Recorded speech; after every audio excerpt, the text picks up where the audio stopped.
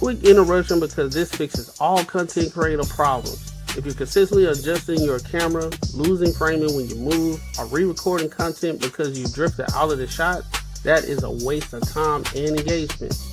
I started using the OBS Bot mini camera and it eliminated all of that.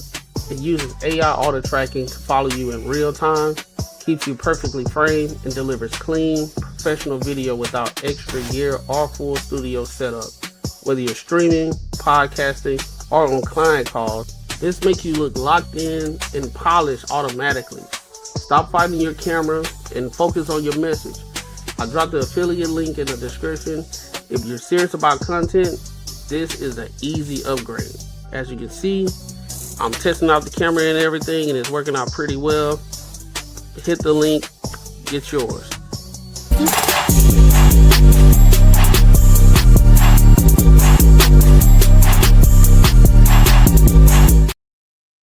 What up, what up, what up? Welcome to another show, one of the dopest shows on YouTube. We talk about everything under the sun. As long as we get back to the money, real conversations and real solutions. I'm your host, Courtney Egg, and I got my co-host with me, Marcus Courtney, and I got some guests with us today. We got Aaliyah B. What's good with your mamas? Hey, what's and we got on? Sarah and AJ. What's good with y'all? How y'all feeling? Looks like they're on mute. Y'all on mute. Don't worry about it. I got you. No, I think, yeah, you just got to unmute your mic, Sarah.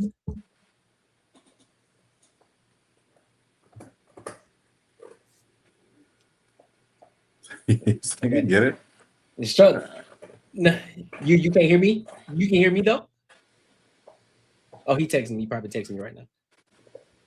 But, hey, once they get together, because I know they just getting everything started, you know, they trying to get the studio together. So I'm going to give them some grace. You know what I'm saying? Even though it's still struggle streaming. But you turn that shit off. Yeah. Before we get there, make sure we like, comment, and subscribe for the algorithm. Make sure you hit the bell notification. Make sure you show love with the super chats, cash app goals, everything. All right. What's up, AJ? Hey, what's up? So we just started. We can hear it on my phone. We can't hear it on the computer. Okay. Cool. Does it mess it up if I have that? Can you just like take the AJ box out of there? No, you should be good now. You should be straight. All right, perfect. Yeah, you just leave it up and we can make it work. Don't trip. All right, so nice to meet everybody. Good. Hey. Hi, everybody. Hey. What's going on? We got another. We're not necessarily waiting on somebody else to come up. He'll pull in. Our guy, Ambassador, he'll pull in. You know, he coming off of work, so he'll be here when he get here. But I appreciate everybody for pulling up. You know what I'm saying? Oh, bitch, what up?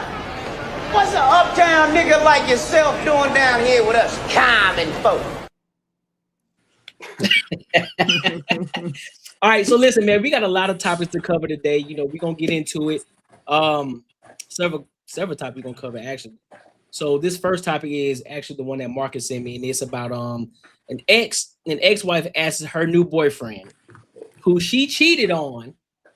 She's asking, can she bring this guy on to her daughter's birthday party, to his daughter's birthday party? So we're gonna watch this video and then we're gonna give our thoughts and our opinions on it. All right. So let's go ahead and rock out. Thanks for coming over early. Yeah, it's fine. I have a question / favor to ask you. Okay. Can Nick come to Lily's birthday party on Saturday? No, absolutely fucking not. No. Why on earth would the guy that you cheated on me with, who you are now living with, come to our daughter's birthday party with my family and my friends really there? Close and she wants him to be there. Do you really think it's a good idea for him to be around my friends? Do you really think that my friends are going to handle that very well? Let alone my parents. Party. Yeah, I think everybody can be mature at a child's birthday party and not cause an issue. No, I don't think that. You know how my friends are. And not only that, completely aside from that. Your friends. No, are you serious? Yeah, so I can let this jerk off and, over? No. Yes, because yeah. I think Okay. Chloe would rather him be there than your friends. She loves my friends. Okay. And yeah, that conversation would go so well. Hey guys, can you sit this one out so that my ex-wife's new boyfriend, who she cheated on me with, can come over? Like, how fucking stupid is that? That shouldn't be your priority. I don't care. Your priority should be your daughter and her happiness, and I think she would be happy to have him there. No, I mean, I don't really think it's gonna like make or break the day for her at all. So he can sit out. And you can sit out too for all I care. If this Okay, is well, going I to be already an issue. invited him, so he's already Well, coming. then uninvite him. No, he's coming. Okay, well, if he steps foot on my property, then there's going to be problems. So Really? he can enter at his own risk. Really? I'm telling you, do not bring him, or there's going to be problems. That's so dramatic. It's not dramatic. Why can't you just put things aside for one day? Because this is not, that day is not the day to put things aside. So, what are you guys' thoughts about this topic? Anybody can go, anybody can jump in. So my problem with this, right? Because I'm sitting here, I'm listening to it. It sounds so outlandish. You would have to think it's a skit, right? Mm-hmm. Because there's no way she has the audacity. Like this is audacious behavior. You're asking your ex-husband if your new boyfriend, the one that you cheated on, not just your new boyfriend, but the one that you cheated on him with, to come to your daughter's birthday party. You don't even care how that will make him feel. You don't even care that you're putting your new boyfriend in a situation where he can get hurt, harmed, and then you're weaponizing your daughter's birthday. You're weaponizing the fact that it's your daughter's birthday, and she's saying that she likes him too, and they have a great relationship. You trying to use your daughter so your man could come to the party. It's just it's giving really weird behavior, and I just don't understand where she gets the nerve to even ask this type of question, to even think that this is something that's okay to ask. I don't know. I'm with you. I thought it was like this has to be fake.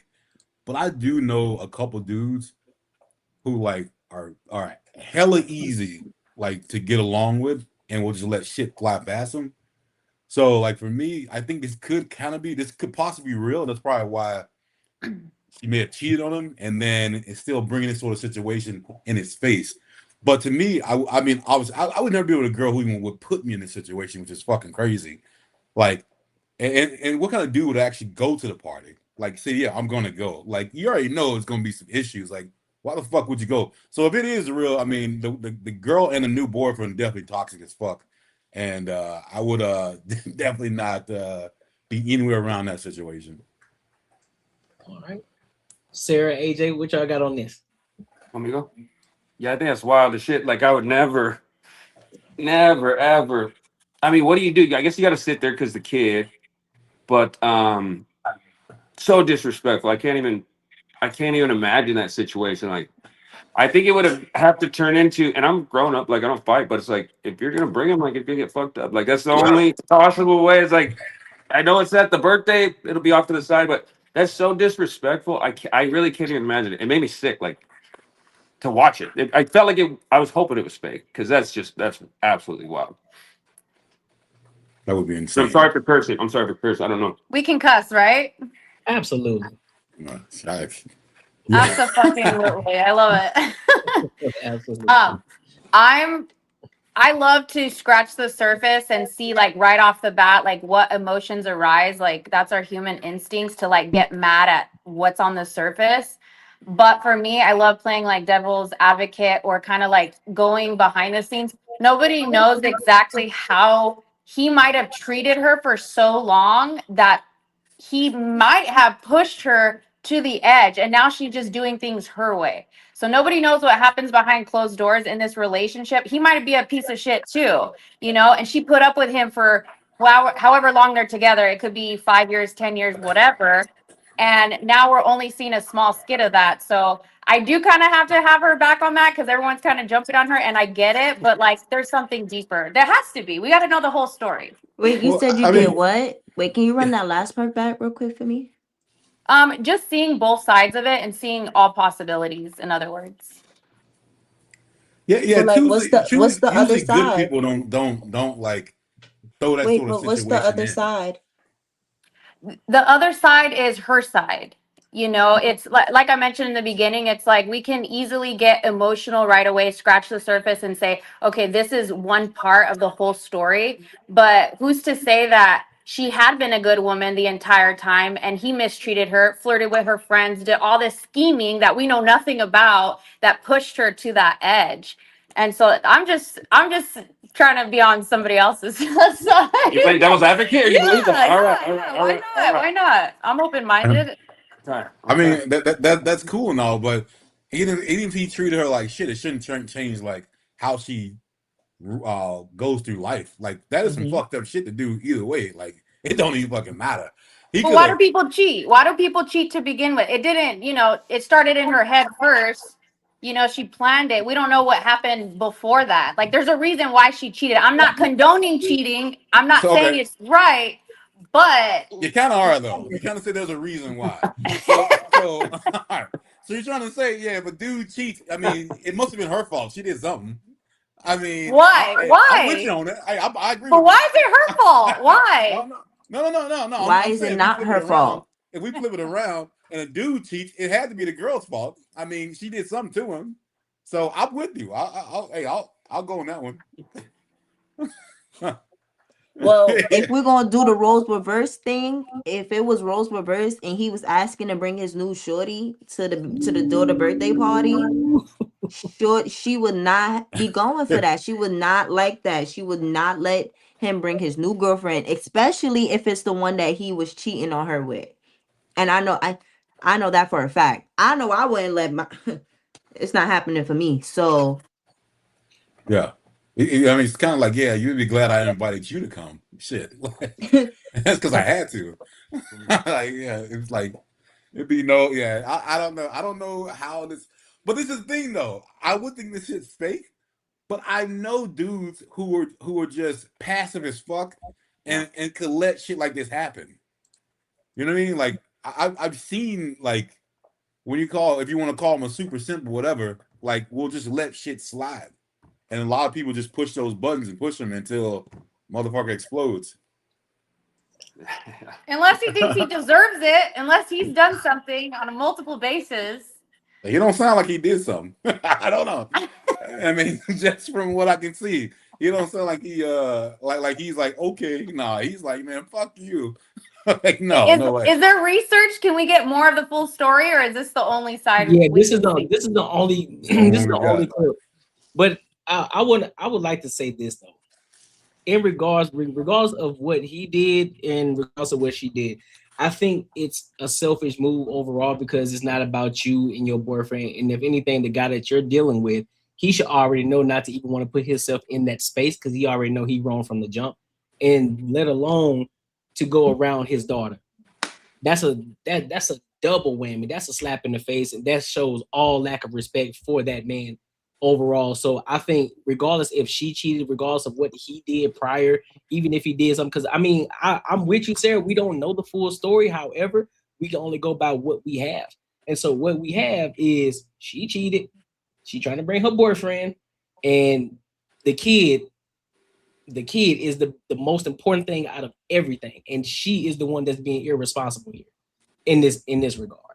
And that's the only thing. If it wasn't her birthday party or anything like that, then we can have a real conversation. Like, all right, so what's really going on between these two? But when you involve your kids, nah, that's the wrong way to go about it on any level, regardless of how you feel, regardless of what he did or how mad he pissed you off. Maybe he did fuck 10 girls beforehand. Maybe that may be the case. We don't know that, but just by what we going by here, nah, she definitely out of pocket for that. So, but any final thoughts on it?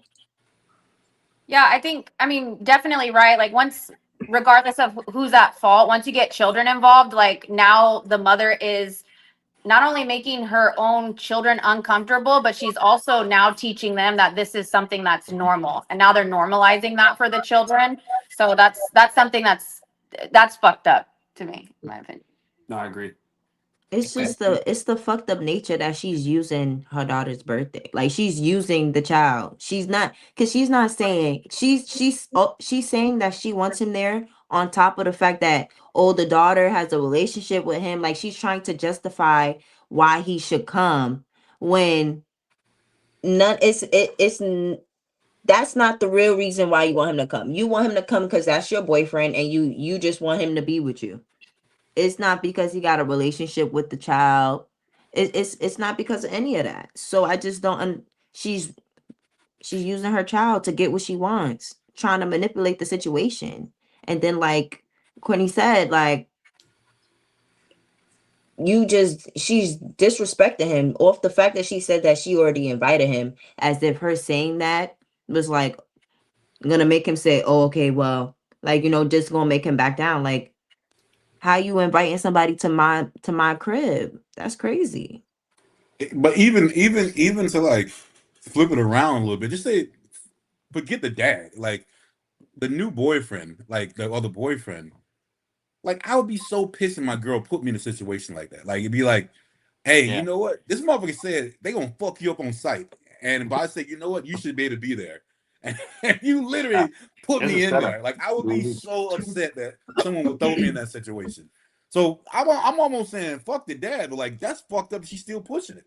The dude said, hey, we're gonna fuck him up. She don't care about nobody but herself. She don't care about herself. That's insane. Like, it's just like, I should be able to do this, so I'm gonna do it. I'm telling you, I'm gonna fuck him up, and you're like, well, you shouldn't be able to do that, so he should be able to come. I'm like, all right, man, that's crazy. Yeah, that's a wild birthday. It's a wild birthday party. That's gonna be. That would be. Mm-hmm. I don't know how that daughter's gonna turn out. Well, listen, man, any final thoughts? Make sure you like, comment, and subscribe for the algorithm, and make sure you hit the bell notification. Make sure you support the channel with the super chats as well as the Cash App. Goal is today $100 for the super chat, $50 for the Cash App. All right. So let's keep this train rolling. So now I'm gonna switch gears on y'all real quick. That was just a quick little icebreaker. I'm gonna switch gears heavy. So be ready. So there's this judge in Texas. Might I add, part of the ABC community, and she was holding around, her rainbow flag, and apparently she put a defense attorney, handcuffed the defense attorney, and locked them up in the jury box as a criminal over a courtroom disagreement. And now she wants to resign. Well, she is resigning. So we're gonna listen to this video, and then we're gonna give our thoughts and our opinions on this. All right. So let's go ahead and rock out. Texas, Bexar County Court at Law Judge Rosie Speedlin Gonzalez has agreed to resign immediately and accept a lifetime ban from judicial service after multiple misconduct complaints. In a formal agreement with the State Commission on Judicial Conduct, the first openly LGBT-identified judge in Bexar County said she has, quote, officially and formally resigned her judicial duties effective immediately, while the commission said the allegations, quote, if found to be true, could result in further disciplinary action. The case centers on a December 2024 courtroom clash in which Speedlin Gonzalez allegedly ordered attorney Elizabeth Russell handcuffed, telling a bailiff to take her into custody and put her in the box. Prosecutors have since moved to dismiss related criminal charges in the interest of justice. The agreement says Speedlin Gonzalez does not admit guilt, fault, or liability. Okay, so I got a hard question to ask. Pause. What do you guys think about propaganda within the judicial system in regards to this? That's really the main question I want to ask. What do you think about propaganda? So she is definitely one of those individuals. She was very proud in the fact that she was a part of the community. She wanted to put her flag in the courtroom. What do you guys think about that in regards to propaganda in professional settings? I just wish professionals were able to keep their politics out of their profession.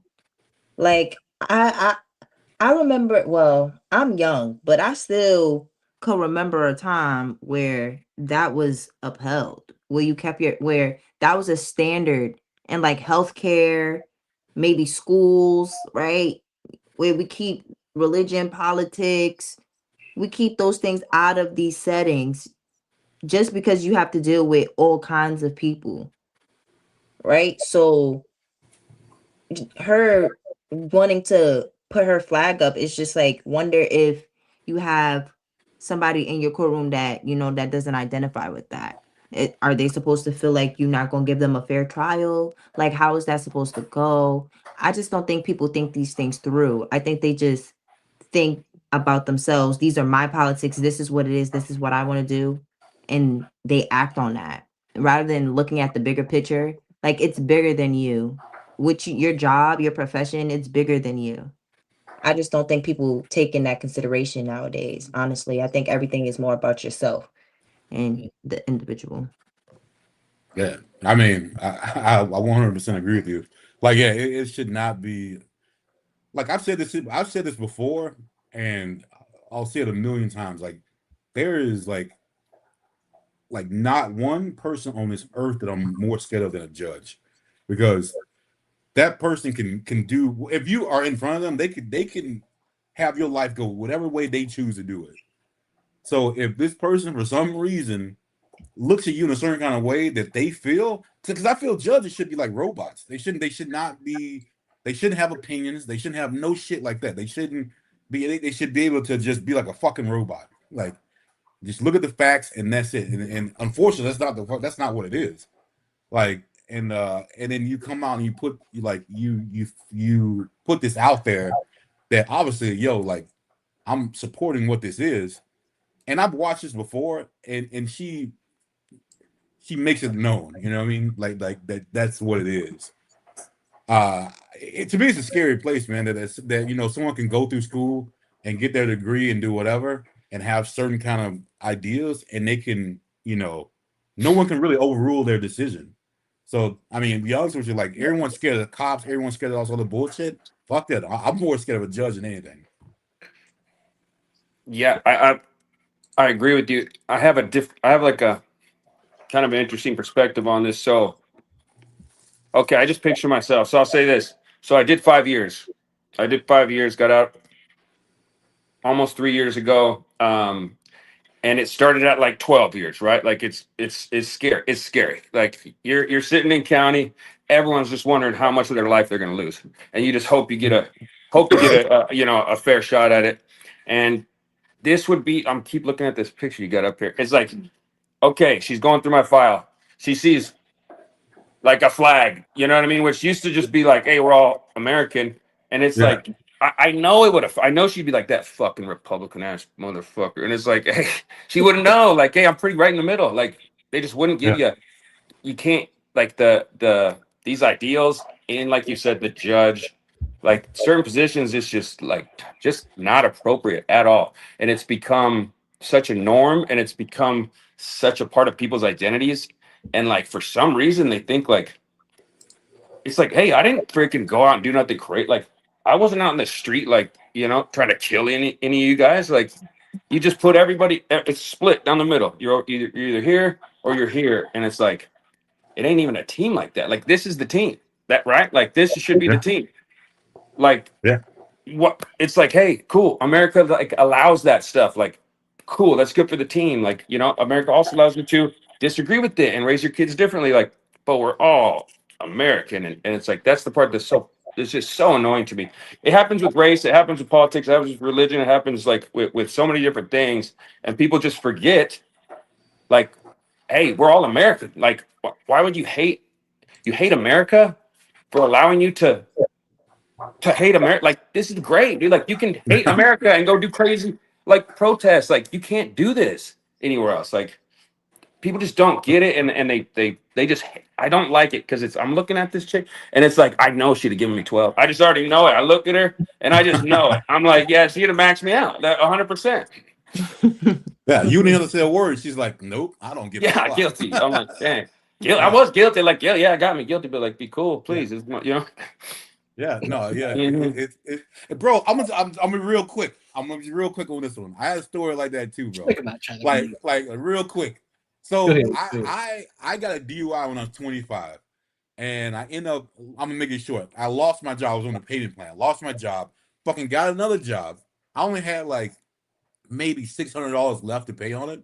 So I took my ass to court. I literally I didn't get arrested. I didn't do shit. I took my ass to court. Set up I got entered into the thing to see if I can get on another payment plan, because I just got a job. I didn't have any fucking money. And fucking the dude, the judge starts looking at my thing. He's like, you've been on this payment plan for 3 years. And I'm like, hey, well, I just, I got laid off and blah, blah. I don't care. He's like, either you pay it all right now or you're going to jail to work it off. And I literally thought he was joking. I was like, "You're joking," and I started laughing. I was like, "Ha ha! Come on, man. All right, cool, bro. Like, hey, you know." And he was like, "No." And the bailiff had to come and fucking take me. I'm like, dude, are you fucking shitting me? Like, I literally just got a job. I'm on a borderline of losing the place I'm in right now. So you're gonna put me in jail, which obviously at this point I'm gonna lose that job, and I could have been like in some sort of fucked up situation if I didn't have family or anything. So like it is crazy how someone can just judge you just by like just some shit that they don't even fucking know or don't even fucking like pay attention to, which is crazy. That's what I said. Fuck everything else. Those are the fucking motherfuckers I'm scared of the most. Yeah, I felt it when you said it. I was like, something happened. Yeah, I knew it. Yeah, it's crazy, man. Yeah, no, it is. Like, that's not, like you said, that should be like AI, but even AI is like, has political views now. It's like, that should be such a neutral thing. Like, look at the facts, and we're human, so we can't do that. But it's like, there's guardrails in place, but obviously not. You know what I mean? Like, But in today's age, being neutral is, you can't even be neutral no more. Oh no, you messing with them, you can't even be neutral no more. No, you're right. It's like you got to be extreme. Like, and I met Courtney about a week or so ago, and I could just tell. Like, you can tell when someone's just kind of like neutral and willing to listen to something. I mean, there was not like we weren't arguing at all, but yeah, it was like you just got to talking, and you could tell like, oh, his views are pretty open, and he's kind of like in the middle. Like, dude, that's the only people I want to hang around with. Like, I'm cool if you like are way about something. But like, don't gay me up. Don't try to, don't try to get me on something when I've told you multiple times, like, chill. Like, I can't stand it. It's like, well, you think you get a free pass because like you were oppressed or something when you weren't even born yet? Like, what are you talking about? Like, what are you so mad about? Just go do you. Just go do you. Yeah. You know? Yeah. But I would say the ones on the panel right now, we probably said the most about anything, but yeah, that's that is hey shit. But again, those are people who make the loudest noise and people listen to them, which is crazy.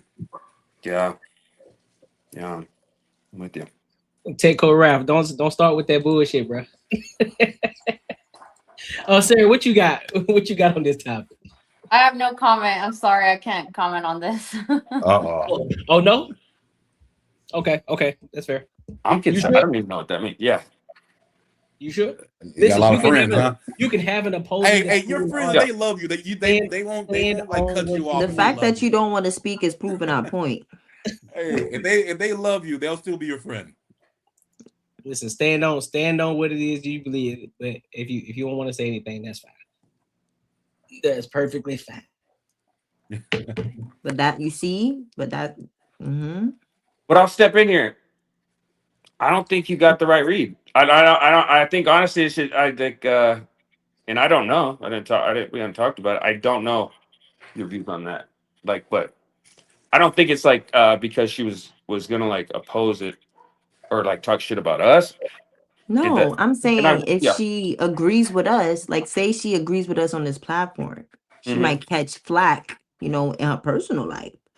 Like it's a yes. So like that is a yes. I could not be canceled. I just got out of like you know what I mean. Like I'm uncancelable, so I can say whatever, and I respect you not saying anything. Yeah, just be cool. That was very political of you.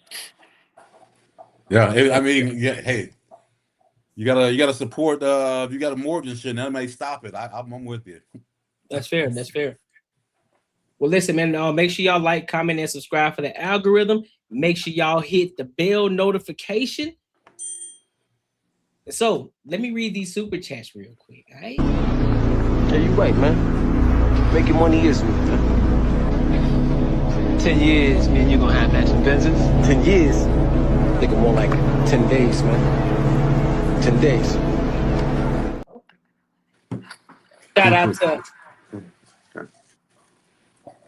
Shout out to my dog, Tech Coach Ralph, for the $10. Trying to call me out in the chats. He says, Happy Friday. Happy Friday, big dog. Shout out to my dog, the Genius CEO, for the $5. Oh, that's your boy? Yeah, he said he is $5 for my New Yorker on the panel. Shout out to Aaliyah. Shout out to Aaliyah. Hey, appreciate y'all for showing love. I appreciate you. All right, so let's keep this train rolling. All right, so now we're about to dig in. We about to dig in a little bit. Really? I want to about to dig in. So I want to go ahead and get into the headliner tonight, and this kind of go however long you want to go, but we'll see. So I don't know if any of you seen the Druski skit when about the British slave, like British actors doing American acting. So he made another skit, and so we're gonna watch this video and then we'll give our thoughts on it. All right. So let's go ahead here, Marcus. It's all part of it. Big city. I said, let you. Yeah, I'm going with or without you. Rudy, stop talking like that. Stop. Hey, what are you niggers doing over there? We gotta get out of here. Hey, what are you doing? And cut. Fantastic. I need more American slave. Okay. Like struggle. Yeah, the struggle. Oyelowo got the back and forth banner. 3, 2, 1, action. I'm telling you, nigga. If you fuck with my shit, I'll kill you, nigga. You'll be fucked up. Fuck! Nigga, family. Nigga, ain't no fucking family in this shit. Working with a good London boy, and I bother him all the time. I had a call with that director. It was kind of quite quintessential to the road. Breakdown with this. He's making fun of that conversation of the British actors come over here to America and take the American actors' role. So you literally see him going in and out of being this deep, American actor in all these like slave films and these deep dramatic roles, and then goes right back to being regular, a British man who has no American accent whatsoever, heavy British accent, and is breaking down. And even the way he does the interviews when they talk about the directors and the quintessential roles was really good. But it sparked another conversation about British actors coming here to America. But not only was it funny, this was really good. Like this was really good, thought out, planned, written. Like Druski is a genius. Yeah, Druski is on a generational run right now. And what makes Druski what he's doing so impressive is it's just him. Yeah. Like in Living Color was a cast. Mad TV was a whole cast. Chappelle Show even had a cast. Key and Peele was both of them. Yeah. Druski is just him dolo. Yes. You know what I mean? Of course, he got his production team. Yeah, but I'm he's just talking about him. carrying it. Yeah. He's investing in his production. His production is dope for social media.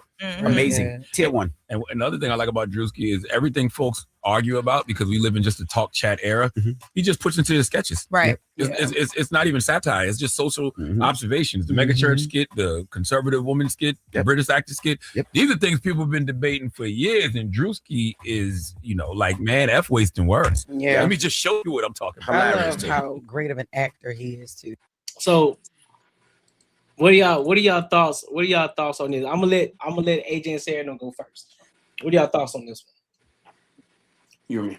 What is it saying? Like he's American, then he's okay. So I'll go. So that's kind of a point. Like, to me, it's a funny topic, but it's like, I think it's really like symbolic towards other things. People get really mad about that. Like, why is a black person playing a white person's role in a cartoon, or like it? So he's directing it at that, but it's actually pretty widespread from what I saw. And I just saw a small clip from it earlier. I think Druski's like absolutely hilarious. And I think I love it. Like, that was so well done. And I've been watching Druski for a little bit. Like, it's smart. Like, it really is so smart to get people talking. And no, I have no problem with the British actor playing an American actor. Like, they tried to put the race thing to it because of the slave part, but like, hey, I think it's so impressive. Guys like Tom Hardy, or like these different people from different countries, when they come in and then you don't even know they're from a different country and had an accent until like months later, you see an interview and you're like, what the heck? You're like, holy shit. Like, that is so impressive to me. Like, so as an actor, it's acting. Like, no, I think it's, I have no problem with it at all. Like, I just, the skit, like they were saying on Breakfast Club, like he is on a run. Like, he's good. Did you see the megachurch one? I won't even throw you off. You might not. Oh, it's so good. Like, yes, I have no problem with it at all. I have not an issue with it at all. What would be the problem?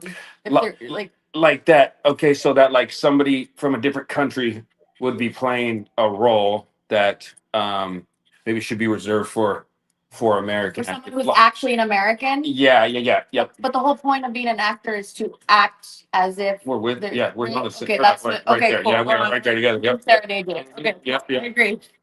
There it is. Yeah, it was funny, man. I mean, shit.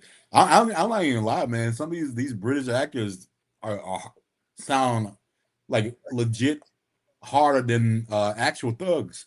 So like, to me, it's like shit. I mean, it's funny. I just would since y'all like I never really thought about that way, AJ, the way you brought it up. But I wonder how it would go down if it was. Could it ever be a straight person playing like a gay person or well, Modern Family, right? He won like shit. And it was so fucking good and and well done that it was accepted by everybody. If it's done right, like if something's funny, Druski's on this run, he's gonna fuck up eventually. If it's not funny, like then they can't let people won't let it go. But if it's funny, if it's good, if it's you could do whatever you want. Like that's it. Just pull it off. You better pull it off. Like pull it off. Yeah, just like when Robert Downey Jr. did Blackface. Oh my God! Hey, and how good was that? How good was that? But it wasn't. The thing is, it wasn't like. I don't think a lot of people get it because it wasn't like making fun. Like it was making fun of us. It was making fun of him. It was making how ridiculous people are. Like some of these actors. Like it was good. It wasn't doing like old school blackface shit. It was just something. It was just different, like the way he talked and everything else. It seemed like an authentic laugh. It wasn't like some other people being like, "Oh, I'm fucking stupid, I'm black and shit." Blah blah. Like it wasn't like that. You know what I mean? Like a lot of people will think like that's how like a lot of people play it. But that's why it went over really good. But then you will get a lot of people who play that shit to be like, "Oh, I'm stupid, I'm black and black." Oh, well, Robert Downey Jr. did it. Like, come on, bro. Like, it's not the same shit. Like, you're literally. It's like your intentions. It's your heart, your and you can fucking tell. Fucked up. Yeah. So I don't think a lot of people can like make the difference in between them. Like, hey, like this is what it is. This is acting, and this is you just trying to be fucked up and try to get away with it.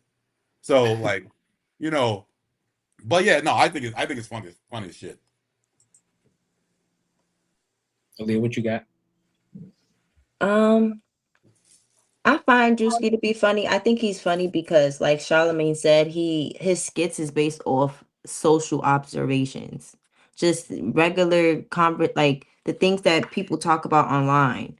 These are conversations and debates that people have been having about, certain, especially like the British actors playing like Black American roles that people think that Black American actors should play rather than, somebody from somewhere else. Like that's definitely a conversation I've seen online. And his skits is just social observation. It's just real life. That's why people find it so funny, because this is real. Like we all know this to be true. This is exactly how it be. And we know that's what it is. So I don't know. I think this was funny, just like everything else that he do. I find is funny. I think the genre of his comedy, like the general, like his shtick, is to be controversial. So I don't think he can ever really get canceled for real, because he's already doing cancelable things. Like these are things that people would consider too controversial, or pissing people off or offending people. This is something that other people would get canceled for. So I don't think he can ever really get canceled, because his thing is controversial comedy. So do you think, let me ask everybody a question, since you brought that controversial up, right? So do y'all think that what Druski is doing now is opening that door back up of straddling that line of what used to get us canceled, like what, maybe 5-10 years ago, or maybe less than that, that would normally get us canceled? You think he's straddling that line of opening that door back up for comedians to start really talking about the things that they want to talk about without feeling as if they're walking on eggshells, or feeling they're getting canceled, or kind of like what happened to Kevin Hart? you know, for something he said years ago on the Twitter, and then everybody brought it up, so then he couldn't do the Grammys. Do y'all think that we're getting back to that now, where people aren't as soft and they're taking comedy as comedy now and not being so sensitive about it? I do. I think it's like, I think his timing. So everything's timing with, like, when people blow up that fast, it's like, I think his timing is so perfect with us, like, coming out of this weird time. And I saw a lot of it from the sidelines. I just hear about it, you know, yes, Druski's exactly what we would need and what we do need, and why people just love it. Like, you see it and you're like, thank God, like, thank you that, like, it's not so uptight anymore. You're like, oh, this is viral. Like, okay, so we're all cool with this. Like, thank you. Like, hey, we don't have to, like, hide it that we like it, you know, like, and I love it. Hey, and he's doing, like, he really, I don't want to, let's not be too dramatic, but it's like, he's doing some work that, like, needs to be done, and he's the perfect dude for it. Perfect timing. Like, glad there's somebody like that. Like, because yes, we can, like, we have relaxed, right? Like, so now let's act like it. Like, now let's be relaxed. Like, it's not, it doesn't seem as tense as it was before. Yeah, and it's like, people are just getting mad about shit. Just if they could get mad about it, like, oh, hey guys, do you think we can get fucking mad about this? It's like, let's fucking be mad about it. Let's fucking go out there and be mad about it. And it's like, hey, wait, what the fuck? It's like, nobody's doing that. It feels good. It feels good. I love Druski stuff. I don't think, well, society is becoming more relaxed, but it's still sensitive because he's still offending people. There's still people that get offended by his skits. Like, Yeah, whoever he's like portraying, that group of people would, like, for example, the church skit. And they was talking about that in church. The pastors was talking about that to the congregation, to the people. So, like, people are still sensitive. People are still getting offended. I just think the way Druski is going about it is what comedy needs to get back to. Let's stop apologizing for being funny.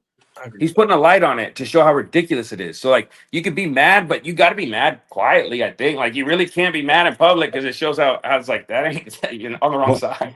But let's be real. Like, he like, I like what he's doing, but he is hitting, like, the demographic of people that he's pissing off are either too small to make a difference or are too intelligent to take an offense to it. It's like the British people aren't going to take an offense to that. Like, it's going to be funny. But Americans think that it's fucked up, and we're going to take it as a good as a win.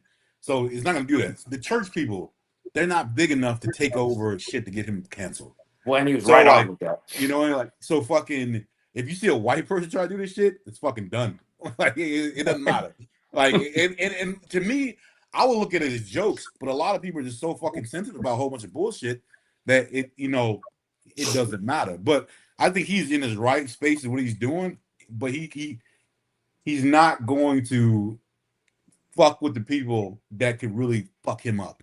You know what I mean? Like, that just won't. I don't think that's gonna happen. Yes, and then we'll love it when he does. So I think he has shown that he'll make fun of anybody. And I think he's shown that you just gotta wait for it to be you. You gotta wait your turn. He getting to everybody. I don't think he's gonna miss anybody, honestly. And I don't think he has missed anybody at thus far. If he does it with the alphabet community and gets through it, then he's golden. Listen, I feel like he did a skit like that already. Yeah. Did he? Like was it like I don't remember that one, so maybe it was a while ago. I think it's only going, he's getting closer and closer to that line, bro. And I think eventually he's gonna cross that line. And I think it's gonna be at a point where there are gonna be some people, of course, they're gonna be upset about it, but I think Druski will be the one. We don't know when it's gonna happen, but I think Druski is slowly getting closer to the line, and when he crosses it, I mean, I don't think people are really gonna do anything about it because let's be real, it's all comedy at the end of the day, right? How many times have we seen the Eddie Murphys, the Richard Pryors, the Martin Lawrences, the Bernie Macs, all these old school comedians who make comedy off of anybody who can do some shit. They've made comedy on that. And nothing really happened to him though, because it's comedy. That was different. think it's gonna. I don't necessarily think. I don't think so. I think. I mean, only one was able to survive that shit. It was by a fucking thread. Was Dave Chappelle, and that was like literally like, you know what I mean? I was like, just about to say they that. they were coming after him too, and Dave Chappelle is a goddamn genius. Like, as a fucking comic. Like, I mean, you gotta know his comment and to understand it. But y'all gonna hate me. I don't think he that funny. I think he's just real. That's what makes it funny. Like, he no, don't the be way lying he does it, though. It's not that. It's not his shit. It's shit you got to think about, and that's what makes it funny. And it's like it is not just that. I disagree. It's just real. Shit. Yeah, I agree. It's not that what you see. It's that's so what many makes layers it funny. to it. It's so many layers to it that makes it funny. I think I agree with Leah. I think it's just real. I don't think it's funny though. It's just real life. They just be speaking. They just make what really goes on in society. Like, even Cat Williams too. They joke about real life. Like, their jokes is just reiterating what's going on in real life. Yeah, no, he tells a story. Like, all his shit is stories. Like, almost like a Kevin Hart, but his shit is a little different. But like, it's funny. It's funny. I don't know, bro. Like, and I think here's my opinion on Chappelle. Like, Chappelle's gone a little bit dark as far as like these comedians. Like, they see too much, right? And so it's like Chappelle has gone a little dark as far as like I think his outlook on stuff. And so he's going pretty serious and trying to keep a little funny in there, which may make people think like he's not as funny. But it's not like a belly busting laugh thing like Kevin Hart used to be and like Chappelle used to be. But like, yes, he's saying some stuff, Chappelle is, and when he did the whole so as far as Druski doing what you guys were referring to as alphabet community, which I don't know if we're not allowed to say it, but like as far as like gays, like who has a problem with gays anymore? Like I do not know anybody. Like even my dad, who was like a pretty conservative dude, like it's like everyone knows a gay person, and so it's like no, they're cool. Like that's cool. It's all about like it's not even that part. So yes, the transgender people have seemed to have like taken over that train and like just hitched their wagon to it, after a lot of work that the gays did. And so it's like I like to talk to that. I talk to gay people about that, like, hey, how are we really feeling about this? And it's like people feel different. And so, but yes, Druski could go after one specifically and get away with it, like because it is becoming a little bit ridiculous. Like, no, come on, guys, like a kid, an 8-year-old kid, like it's getting to a point where that's got to happen, right? Because most people, not anybody, I can't say that, but like most people think, yeah, you know what, like let's be reasonable about it. I do believe that, like, if that's what you believe, do what you want to do. I'm totally good with that. If you're gay, like be gay, like don't beg it for me. Like I would want you to be gay. I would never want to like be not me. And so it's like do that, but it's like just don't force it down our throat. Like don't pause, as you guys have been saying. All right. And so like, but just don't, hey, and like don't have it in the don't take it to the courtrooms and all that. But yeah, that's my opinion on that. What do you mean by that? I think Druski is entering a lane like Dave Chappelle. I was just about to say that. Oh, hell yeah. He's entering that lane. He's getting into that path where you can joke about whatever you want to joke about, because you just have to. I think this is what comedians need to implement. Not giving a fuck. Stop apologizing for being funny, for telling jokes. You're a comedian. That's your job. Stop apologizing for doing your job. Just so what if people get offended? People are always going to be offended. I think, and if Druski keep going on the path, he's going to offend the right group. They're going to go after him. And I think he's going to continue doing what he's always been doing. Yeah. He don't apologize to nobody for his jokes. And that's what I respect the most about him. And I think that's what people respect the most about Dave Chappelle. He tells his jokes, he's funny, and he's unapologetic for it. Not apologizing for being funny. I'm funny. It's my job. Yeah, like I said, I hope they don't take it like I don't think he could be taken down. He's pretty big up there. So you can't take nobody down who don't let you take them down. I just And hope he's the dark independent. side Like he wouldn't can win. get his content out to us no matter what. Like that. Like he can't be taken down. He's not main. He's not like on a channel on channel 12 or something like that. And he's the brand. He made himself the brand. Yeah. No, And I he definitely ventured think out into different spaces. But he's the brand. Druski himself is the brand. So no matter But- what platform he on, he but gonna there's generate be some other. currency. There's gonna be other people, like I was saying earlier, that's gonna try to do the same shit, and I don't think it's gonna work out. Because Like, their He's intentions aren't venturing real. into a lane. Yeah. He's venturing into a specific lane, like a Dave Chappelle. He's venturing in a lane that only select few people get in. It's about how you go about being funny. No, I 100% agree with And that. here's the thing though. Druski's been doing this for a long time. This isn't nothing new. It started small, just in his neighborhood, you know what I'm saying? In the hood, doing basketball, doing football, coaches, doing the old school, old heads on the bike. But this ain't nothing new. He's been doing this. So the content just get better and better and better over time because as production grows, as he grows, the production grows. So it gets better. So that's what I'm saying. I agree with Aaliyah. He is in that lane of Dave Chappelle.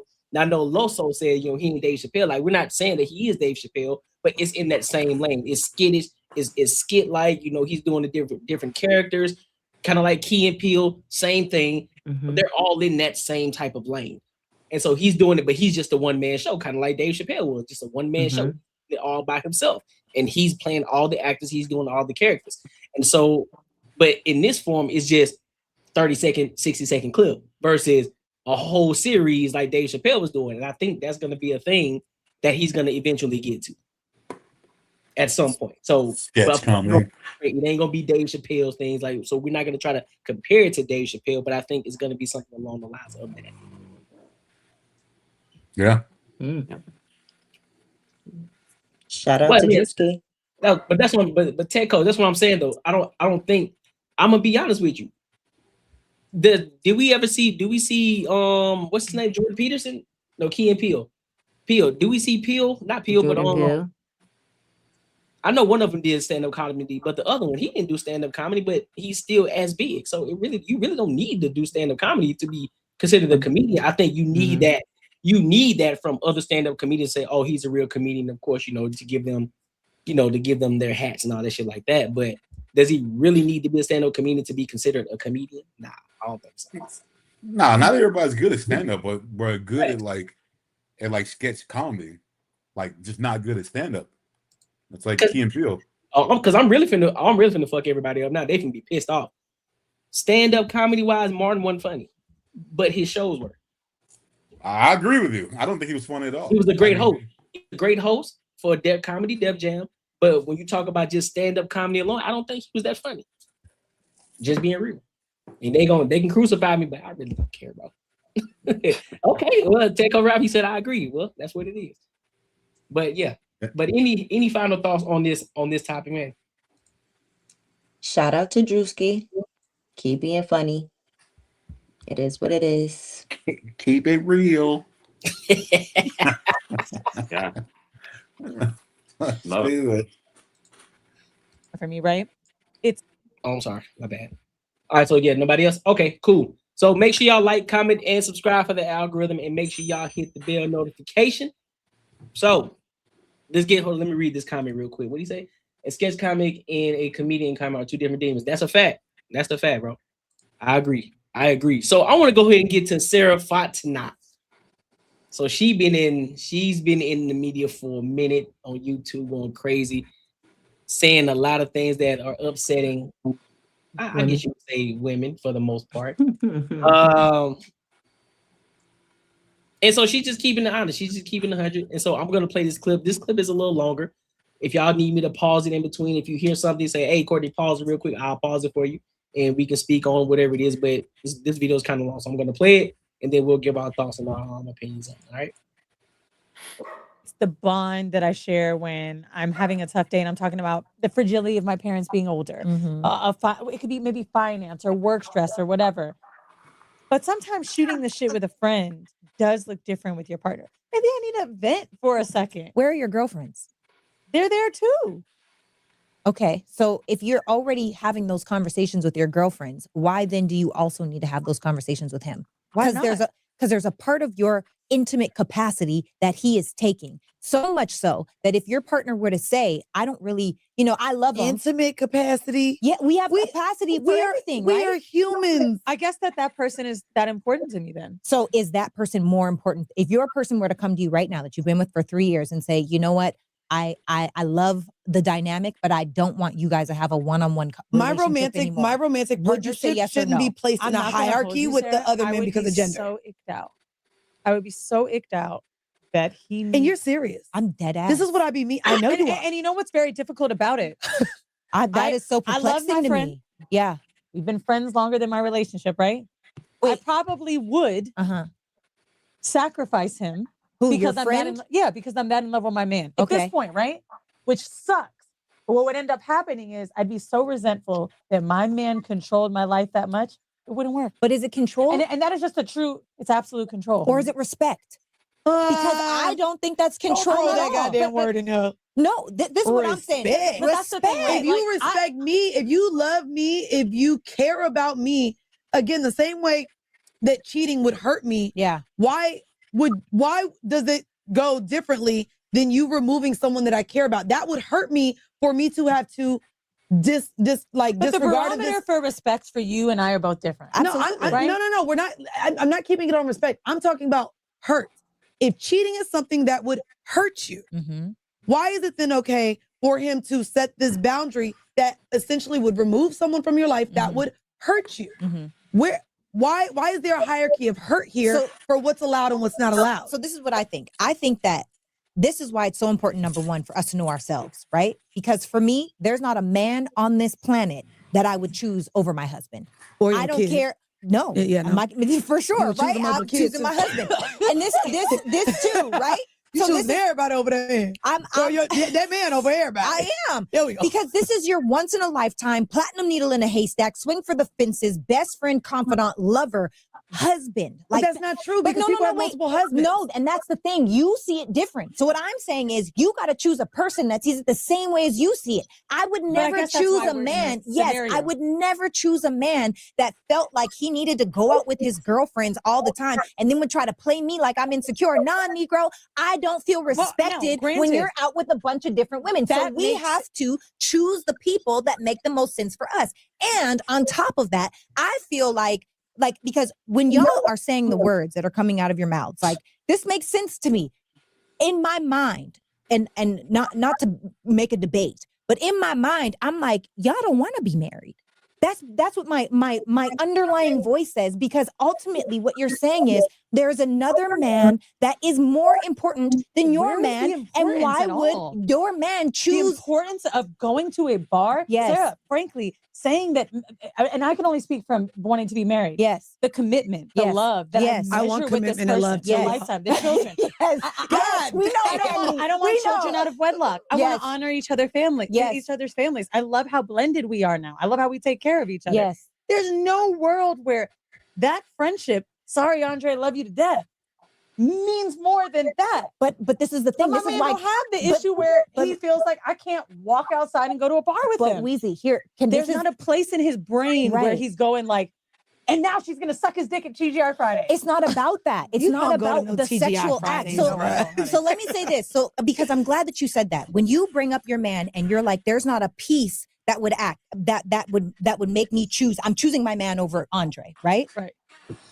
But you also said over time you would resent him so much that you would end up breaking up. Meaning, wait, let me finish. Isolated from Andre. Right. This is something. But that wait. No, he didn't. Because that's the thing in marriage. 3 years? Let me tell you. Look, y'all, and I'm not trying to be a preacher. I am not a perfect person. I have not figured out marriage. I am not a couple's goal. I am not Black excellence. I am just one person that is committed to my person.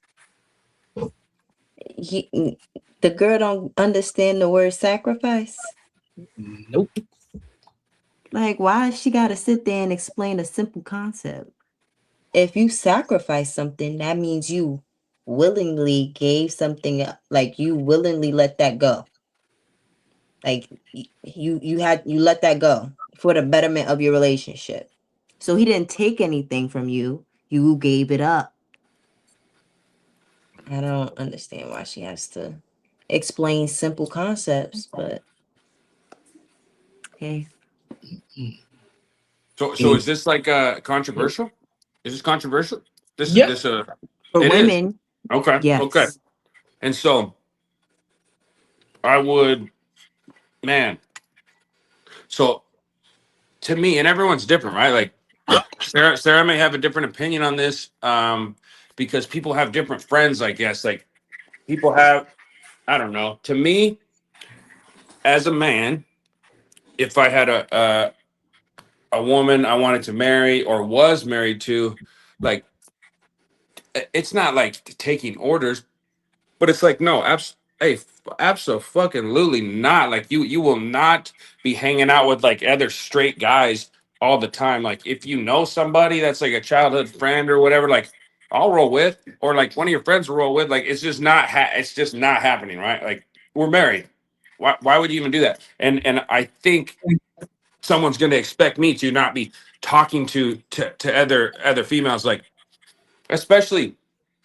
I mean, it's just like, why even open that door? If you're gonna get married, everyone else is gone. Like everyone else is gone. We can hang out with them together. Hey, tell them to bring their girl or whatever. Like, yeah, that'd be great. We'll go out to dinner. But it's like, no, you are just absolutely not in contact and hanging out with somebody regularly. With social media, like you could still see each other. You could comment on someone's post, whatever. Like you could be there still. Like you could know that person because it's a non-sexual thing, and it's like cool. We still know each other, but to hang out with them, like by yourselves, I don't see how that controversial. Like, and I would absolutely expect if I got married to anybody. And Sarah and I are not together. Like, I guess just looking at us on the screen, it might be like people. I guess it was never explained. Like, we're friends, we work together, and it was like, but no. So I'm not talking about us, but I'm just saying, like me personally. Yeah, I don't see how that's controversial. Maybe do you see it different? No, I agree. Like, well, for one, I'm an extreme loyalist. I think marriage is a beautiful thing between a man and a woman. And I've told all my guy friends, they're like, we're gonna be friends forever. And I'm like, I hate to break it to you, but once I get a husband, like I gotta cut everybody off. I love you, I care about you, but I'm not gonna commit my life and spend vows for better or for worse in sickness and health, but my time is my most precious commodity, and I can't exchange that with another man on a solo dolo. Eventually, if let's say I do, right, playing devil's advocate, that man will eventually have an influence on me other than my husband. Like that's not okay. Then I start taking that shit home and start treating him different. I'm asking for a divorce, in my opinion. So that's a hell no for me. I don't agree with that. Judge's rule. Mm-hmm. Yeah, I don't think if you're still trying to reach out and making it like almost like not a priority, but like it's a big deal that they want to hang out with their guy friends. I mean, there's a reason. We already know why. If it's like you said, like if it's like I haven't seen you in a while, cool. Because most dudes, if it's just like that and we're friends, they're gonna say, hey, yo, bring your dude with you. Hey, yo, hey, I want to make it comfortable. If I really want to see you, I know how this could look fucked up. Bring him with you. Like I'm cool. I'll be cool with him. Like I have friends that are girls that I've known since I was like 19. And literally if we go out to dinner, like I have a friend that lives in Texas, I'm talking to the dude more than I'm even talking to her. And she's my friend. So like it's like one of those situations where you still gotta show respect. If that's the real case, you need to be like, all right, well, bring the other person with you because I want to get to know them. When it's not like that, you're right, especially as a dude, yeah, he's still trying to smash, or he's still thinking about smashing. Even though that might not be on her mind, but she still got to be like, aware that's the situation, and to know that her dude knows that's the situation, even though that's not in her intent. So a lot of times it's like, even though it's not your intent, you gotta be smart enough to be like, even though it's not my intent, I gotta still cover myself and be like, you know what, that's some shit I shouldn't do. You gotta be like empathetic to your partner, right? Like it's like let me show respect. If I meet say so me and my girlfriend meet somebody, like another couple out at night, like the girl would never, like I would never exchange numbers with the other female. Like that would be insane. I would say, hey, you and her exchange numbers, like if we wanted to do something later, like cool. And like, I mean, just like right now, if I was dating somebody, I probably wouldn't be here, or I would have explained it like very well, right? Like, I wouldn't just like hang out. Do we ever just hang out? Like when I was dating anybody? Like, no, it's like we did. It was so. It's like you just have to even just dating. You have to show respect to who you're with, or have great communication. Like, I would know. Okay, if Sarah and I went and did something, but it wouldn't be just to hang out. If I was dating someone, I'm not just hanging out with Sarah. If like it was work related, like it would just be communication and just like transparency. But yeah, it's like I think people forget, like people really do forget just like the basics of like just communication and respect and how far that goes. And it's like you just don't want your partner to like be wondering.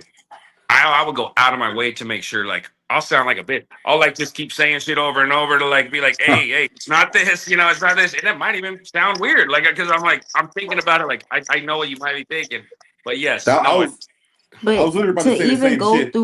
Sorry. Yeah, no, I'm quick. I was literally about to say the same shit. Like, if you know that it that's how it looks, you should step outside your own like cockiness and say, I'm gonna make you feel so overly confident this is not the fuck that's going on. Like, I'm gonna make you, I'm gonna go out of my way to make you feel like, yo, this is it. Instead of having that attitude, like, well, you should understand because I know I'm not doing nothing. You should understand that. That's like the wrong way to go about it. And I think that's the way they're going about it. It's being I'll FaceTime you right in know. the middle of it. I'll FaceTime you randomly. Just, it's like, yeah, just go out of the way. You know what you're doing. Mm-hmm. Yeah, 100%. I forgot what I was gonna say. So let me ask the same thing I said, didn't you? Go ahead, Sarah. Go ahead. I know you want to say that. I just think I think it's so wrong. Like, I just can't imagine like actually being married, sleeping with my husband, and then going hanging out with a dude or multiple dudes, and then having them influence my mind, and then bringing it back to my husband and treating him differently based on another man's energy or another man's input. Like, I want my man to lead me. Like, there's the masculine and the feminine, and we complete each other, right? Well, we're both whole, obviously, coming together, but like that's too messy. Like, that is way too messy. Like, that's kind of like already like cheating in a sense, like I wouldn't want to do that to somebody I love and care about. And just like somebody said, I think on that show, is like, the sacrifice. I don't think it's controlling at all. I don't think it's controlling. Like, if I need anything from a masculine energy or someone to lead me or get advice from, like, like from a man, it should be your husband. That's why you married him. That's what I think. And most dudes should take in consideration. Oh, sorry. No, go ahead. Yeah. No, I remember what I was gonna say. So like back to what AJ was saying, just the whole like, you don't want to have to go through all that trouble, right? To make your partner feel so comfortable. Like, you gotta keep having the same conversations. If it's causing that much of a problem in your relationship, you should be willing and able to let that go. And I think with the girls in this video, they're not willing to make that sacrifice. They're not even perceiving it as a sacrifice. They seeing it as something you're taking from me, which is why she was about to get into the whole resentment thing. How you're resenting your man because he made you stop being friends with another man, and you resent him so much because of that like that loss of friendship, to the point it ruins your relationship. Like, you shouldn't even want to go through that. It shouldn't be that much. Yeah. It shouldn't be like pulling teeth. Right. If you're gonna make a sacrifice for your partner, right, for the betterment of your relationship, that's what it should be viewed as. You shouldn't view it as a loss on your part. And I think that's how they see it. And it is crazy coming from the man side of it. Because like in my 20s, 100% I had a lot of friends that were girls.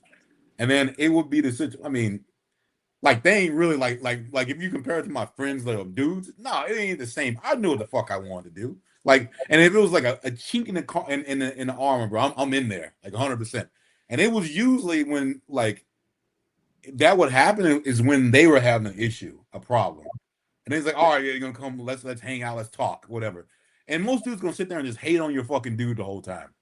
Like, so, like, I don't understand how women really think that, like, that's something that they need to save. Because I had a girlfriend the same way. She thought one of her friends, best friends, a dude, and I'm like, I can tell when him and his girl broke up.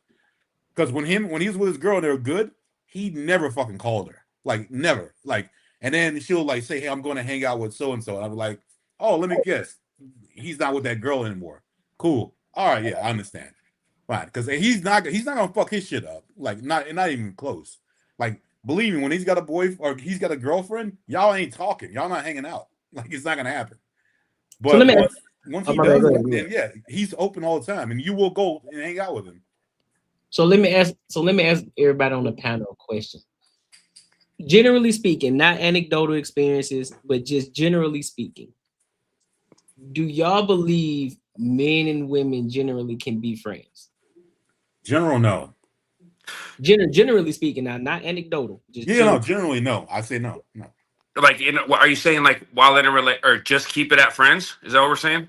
Yeah, just keeping it at friends. Like, just strictly okay. I do. Yes, like for a cert, yes, I do think they can be friends, but I don't think it's like worth it. Like, I think it's a very rare thing. Like it's a very rare. So it's like I wouldn't even risk it. I don't think guys and girls should be friends if they're married. You should be friends with both of them, another couple, right? Like that's what I think. I don't think it's good. I've never thought it was good. Even when I was in high school, and I'm not like I'm gonna sound like a toxic fucking dude right now, but I'd be like, hey, I'd be like, what the fuck are you texting that dude for? Like, what are you talking? And it's like, oh, we're talking about math class. I'm like, no, fuck that. Like, we're not gonna be talking about math class. You know what I mean? Like, ask me about math. I know a little bit, but I know shit about math. I don't know anything about math. But it's like, no, yeah, I don't think it's good because, I mean, think about that. When have you ever heard that being like a good thing? If you're with somebody, because people will eventually get too close, right? And it's like, and there's gonna be that time. It's just about the exposure. It's like that person may never have thought to do anything like that, and you catch them at a time where it's like they're upset. Just like you had said, Marcus, about like if some chick is talking shit about their boyfriend, I know, like, whoa, like, hey, if I'm dating someone, like, I gotta go. Like, I know exactly what's happening right now. Like, and I hate that. Like, I despise when a woman talks shit about their husband or boyfriend, and vice versa. Like, because I'm like, what are you doing? Like, that's crazy. Like, just don't be together if that's what you're gonna do in public. Yeah, I don't like that at all. I don't think they can. I think I answered no. Is my answer no? I think I answered no. Yeah. Yeah. Only way it could. No, go ahead. I'm a little on the fence with this one, and I'm gonna say I'm on the fence because I feel as though it has to be a concerted effort to maintain a friendship, and then it's not even a friendship for real. I think men and women can have like familial bonds, maybe, or like brother sister, like that type of familial bond, because you can create those ties with people that's not your blood family, right? Like we all we can create those type of bonds with other You gotta people. be young though. I don't know. I don't know. Not I just older. I feel like it has to be a concerted effort because I think men and women are attracted to each other. Like I think that's just what it is. It's just human nature, right? But I think you have to make that effort to maintain just a friendship or for it to be platonic. Invite your partner in on it. Like, invite your partner in on the friendship, and don't see each other unless they're there, right? Like that's I see that could grow, like, or that could stay a friendship. But I don't know if we're talking about in relationships. I just think we're talking about in general, like you're right. men and women. I keep bringing it into relationships. You're right. But only way that will work, like if you're young, but there will have to be an initial attraction with a dude with a girl. So like there would be something like I'll smash that, and then once it doesn't work out, and shit maybe works out in a different way, then you become friends. But it's gonna always be that dude. The only way he's gonna like literally give you any sort of chance of being a friend, he wanted to smash you at some point. So because if he didn't, he wouldn't even fucking talk to you. Like it wouldn't even be a thing. So like I said, like at some point it was like, okay, well, or you brought some value. Maybe you had a whole bunch of hot ass friends, and it's like, all right, but you have to be young. I think it usually happens when you're younger, not older. And it's like, oh shit, this girl has a lot of friends, so she'll be my friend, but she's always bringing hot chicks over. Well, but that's the thing though, Mark. It would still lead to, it could potentially still lead to something. That door is still cracked. So that door ain't even though she may have already rejected them the first time, that door is still cracked open because you're still around. So it's almost kind of like, all right, cool. She said no right now. Yeah, she brought me some other friends or whatever. I'm busting them down. But if that door opens and she allows me in, I'm going through that bitch. That's why I was on the fence. That's why I was on the fence with it in the first place, because I think that's inevitable. Oh, if you gave him a chance, there's no way he's gonna say no.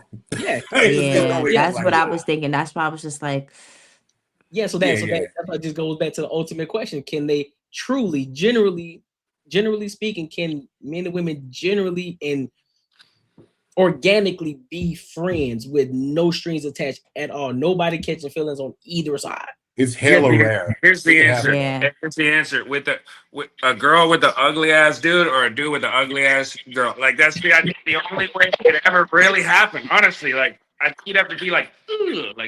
Like I have, like we know each other for a while, but I think that's the only way. It'd have to be so off balance that you're like, you would never gonna see it that way. You never consider it. And you're like, I'd be disrespectful if she did consider that. That'd be the only way that I think it could ever work. Oh, this would be perfect timing for Raw, because I would have told this. That would have been checkmate for our last conversation Tuesday. For our conversation, that would be checkmate right there. That would have been checkmate. Oh, I know he listening. That would have been checkmate. Hey, but smash. I mean, yeah, bro. It generally, yeah. I mean, no, that's not gonna happen. Like I said, I have a few friends that I've known for like when I was in my early 20s, or my friends. But we don't. It's not even like we even talk a lot. Like it's every now and again. Like if something happens, we'll all meet up or something. So I wouldn't even call us like friends. So like I said, acquaintances. Dude's got some shit going on. He's not trying to holler this girl saying, "Hey, let's go hang out. Let's go get food." If he's got a girl, that will never happen. But guarantee if she's got a dude, she will fucking fall into it and say, "Yeah, let's go get food." I mean. So, like, for this conversation that they have right now, I don't think these chicks just want to get married. I just think, like, I literally think that they are in a spot in their life that they're like, I'm going to be the one in control of this situation. So, whatever happens, I'm in control, and this is how it's going to go. Yeah. Sarah, what are you thinking? I absolutely don't think anybody opposite sex can be friends. You go back to the Spartacus days, we're all here to fucking mate and have babies and find the one. And saying friends is just a fucking cop out for like, oh, we're just hanging out, whether you're, screwing them or not. Like, it's just kind of like, we're just trying to see where it goes, and maybe friend is just like a card that you just pull out and like, yeah, this is my friend, or not saying like, nothing's happened here. You're making it seem weird right here, like because we're just, it's very ironic. It's very ironic. Yeah. You're like, not us though, not us. It just hasn't. But like, I wouldn't hang out with Sarah, right? Like, we wouldn't if she had a boyfriend and I had a girlfriend. Like, and we haven't. I could put that on everything, and it's never even been close. But it's like it just wouldn't stay this way if we were in a relationship, right? Like, yeah, we can be calm and cool enough, like. But like, and we had even like, it's just always been a thing, I think, because it was work. And I think just no one's ever crossed that line, like respect, just to be respectful. And when I met her, I was with somebody. Were you with somebody? No, but you were MIA. You did good. I'm fucking like even if there's a hidden, I don't know who's undercover. Like no one's fucking, nobody's gonna hear anything crazy. Yeah, it's like I'm fucking locked up. Yeah. I keep it real. Yes. And so it's like, so it's never gone there. But like, how long could we hang out both single until something possibly could? Like that's the thing you said. I mean, if you look at the big picture of things, like no, I don't think it could happen. That's crazy because, hold up, I can't say. You guys got me sitting in the room together. What do we get? Hey. One of us got to get this. Hey, one of us got to get a relationship. I think. I don't even know what this. I don't even know what I'm saying if I'm offending anybody. Yeah, I don't know. Over time, years. We're talking. I will say though, I really enjoy being friends to get to know somebody. I consider that somewhat dating. I'm not saying we're dating, but like I really, and I'll be honest, a lot of my boyfriends in the past were my best friends for like 1 year, you know? And that's why I believe that you can't stay friends forever, I guess, basically. But I think it's really healthy to like, you know, some people just, they go in and they smash and that's it. And, you know, now we're together, but it's like, no, get to know somebody first. Like be friends, pull out the friend card and just see who they are. How are you in different environments, you know? And anyways, that's all. Okay, so that's a great question. So can't hear you, man. So if y'all are dating right? So let's just say friendship, right?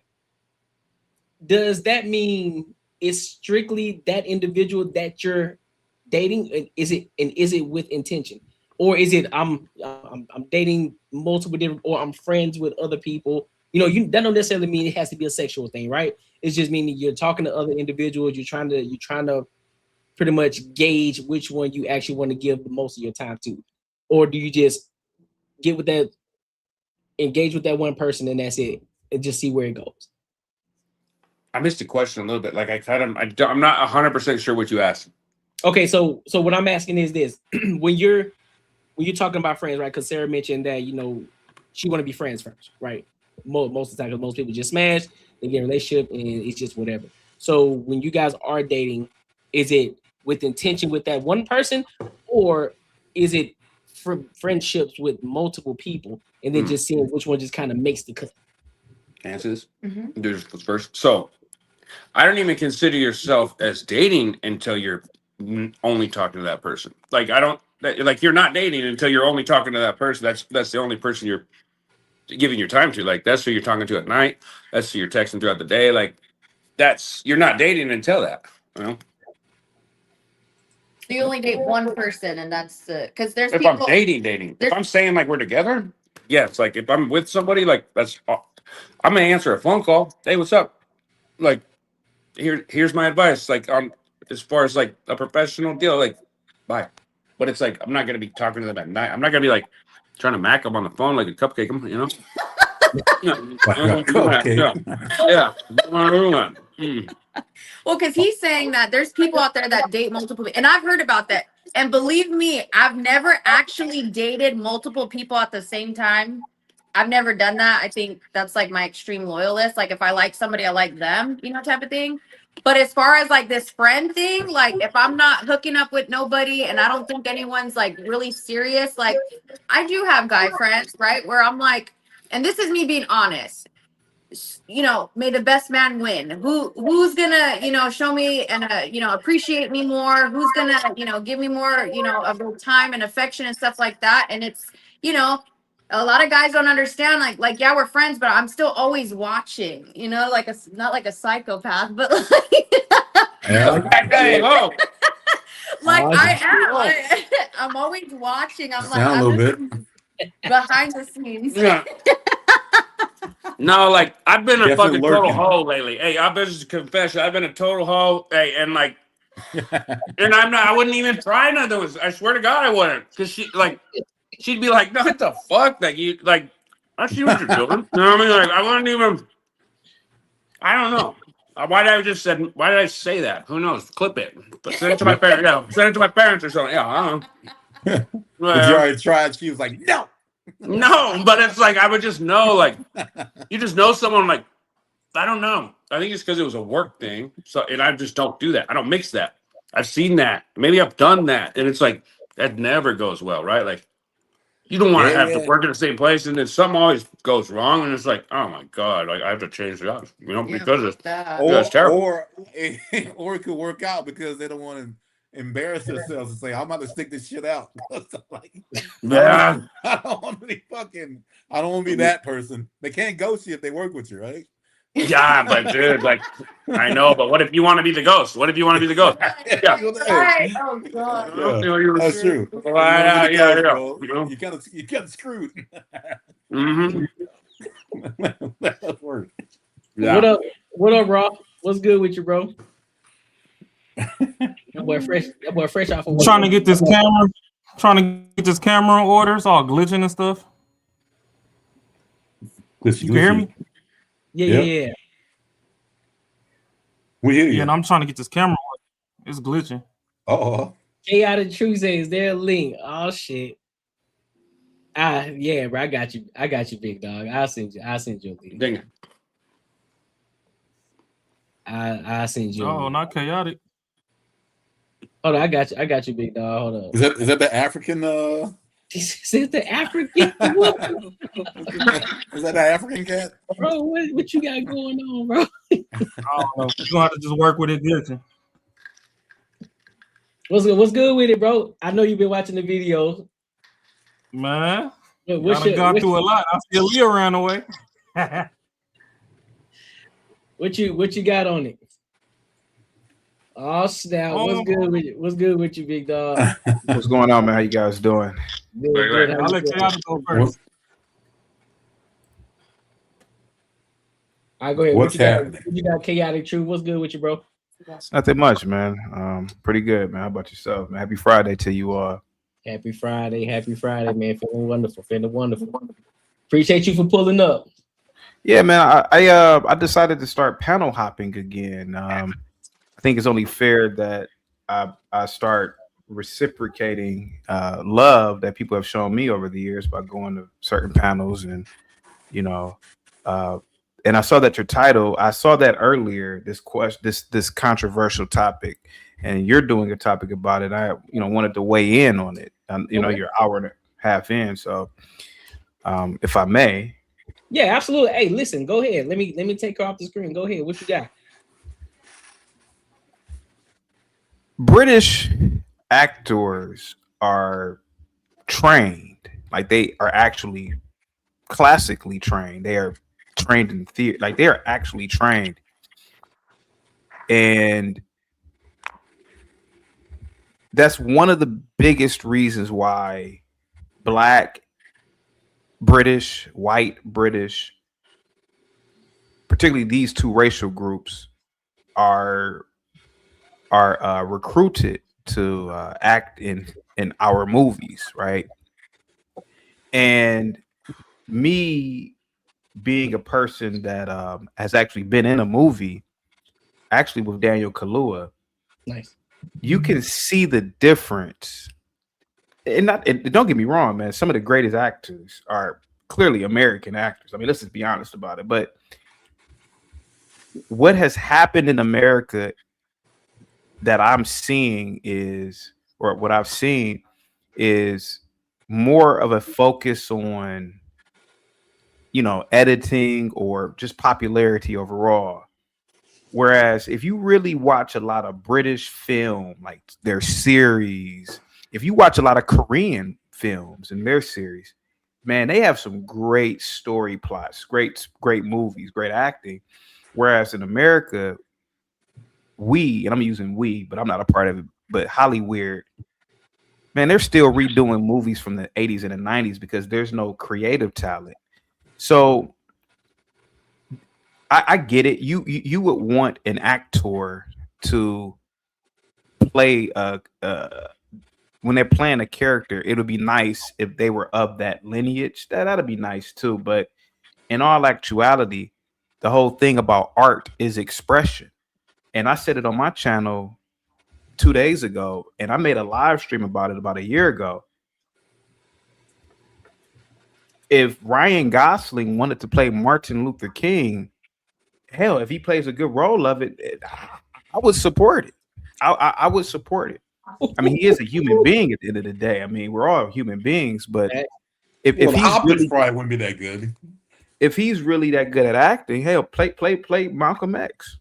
I mean, Leo could pull it off. Leonardo DiCaprio could probably pull it. I think there's only a couple people. I mean, unless you can't see. I mean, if you it ain't Ryan Gosling. It ain't Ryan Gosling. Leonardo Like maybe DiCaprio there's a couple, maybe 2, 3.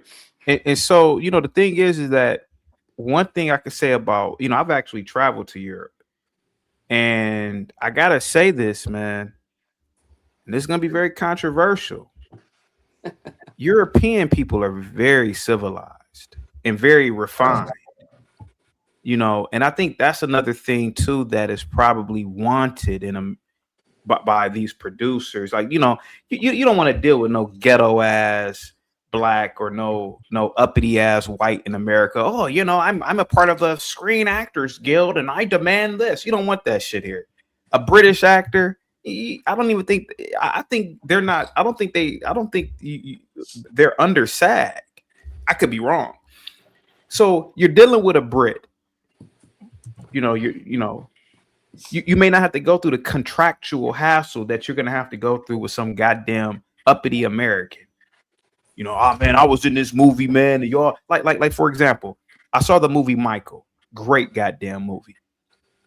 But here comes 55-year-old Nia Long, who still thinks she's 23-year-old Nia Long from Fresh Prince and Friday, acting like a mammy. Oh, I should have got paid more. No. In fact, you shouldn't have gotten paid $500,000. You should have gotten paid $150,000 and called it a day. Because we could have got anybody to play Katherine Jackson, and you didn't. You said 2 words in that movie.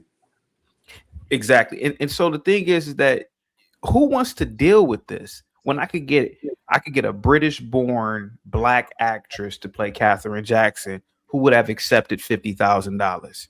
So what you're saying is that it's not necessarily the fact that they won't hire Americans, it's the fact that the talent is just better and the professionalism is just better overall. Without a doubt over in the UK. Without a doubt.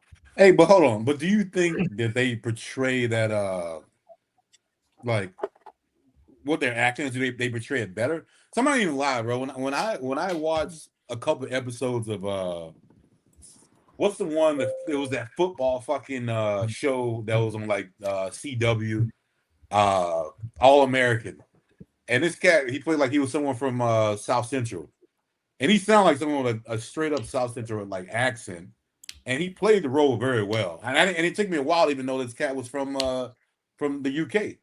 And it seemed like he hit it a lot harder than if American was trying to play like someone. If someone from the South was trying to play like they had a West Coast accent, it wouldn't even fucking work. You know, you just couldn't. You were a bit of tell. Really? So I do agree that they take a little bit of more like they take it more serious.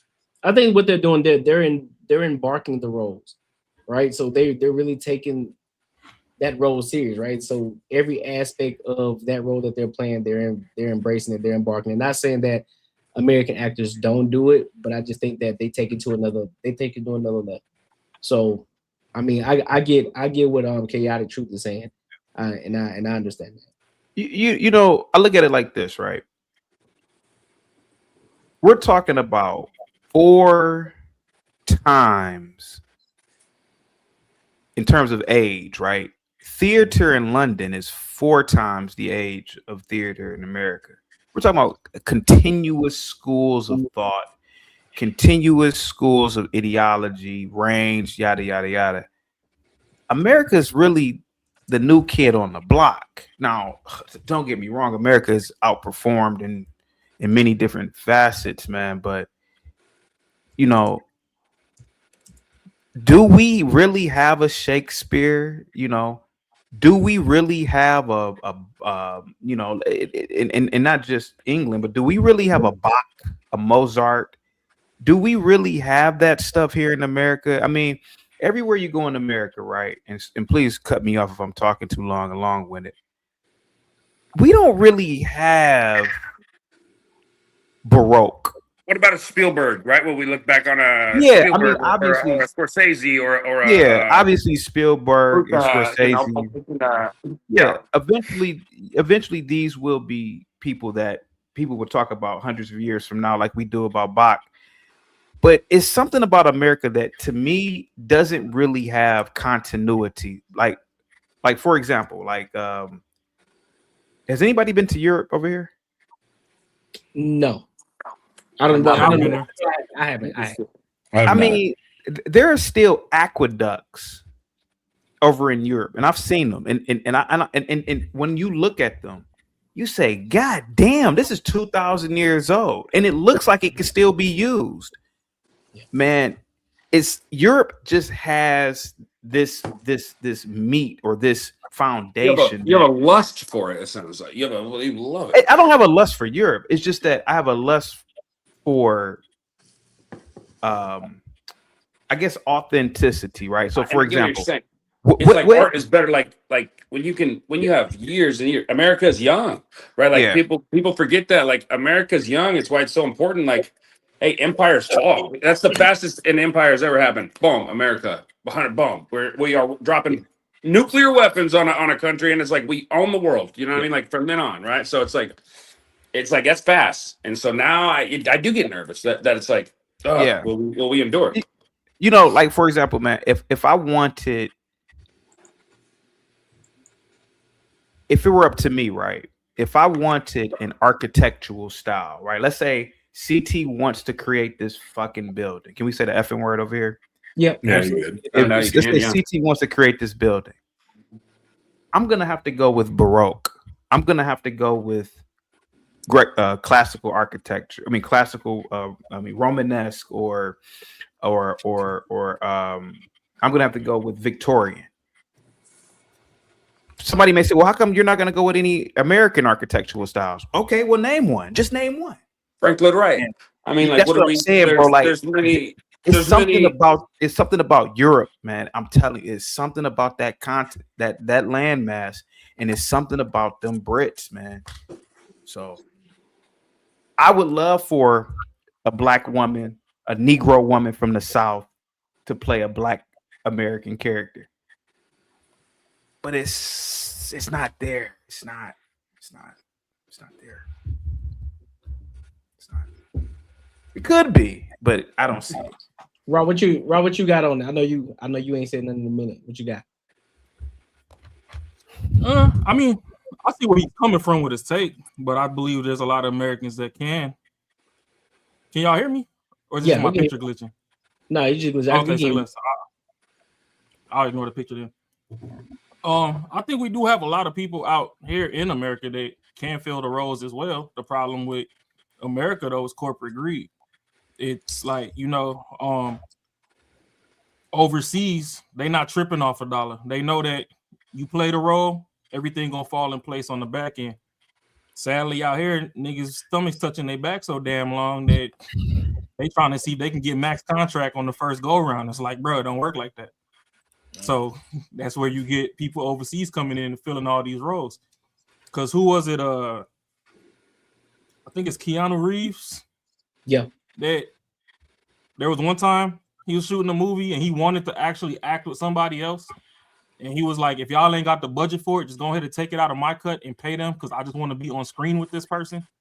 You know what I mean? There was another time, I guess, he had to get in touch with somebody way back in the day before we had Garmin, GPS, and all that.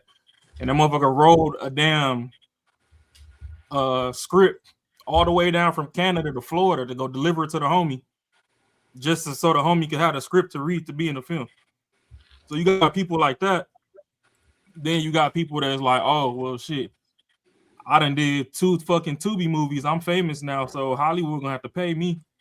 And it's like, all right, well, we could pay you, but just like Chaotic said, there's a nigga in England right now that couldn't wait to go play with a gun. He tired of stabbing shit. So he been researching all the damn black. He done watch The Wire and watch all this other stuff, and then that's how you end up with Buddy on Snowfall. You know what I'm saying? So I do get where Chaotic is coming from, and I can't really say that I'll go against what he's saying because sadly, America, we have this thing with just corporate greed to where we don't let nothing breathe. I mean, Snowfall, I'm a car dude.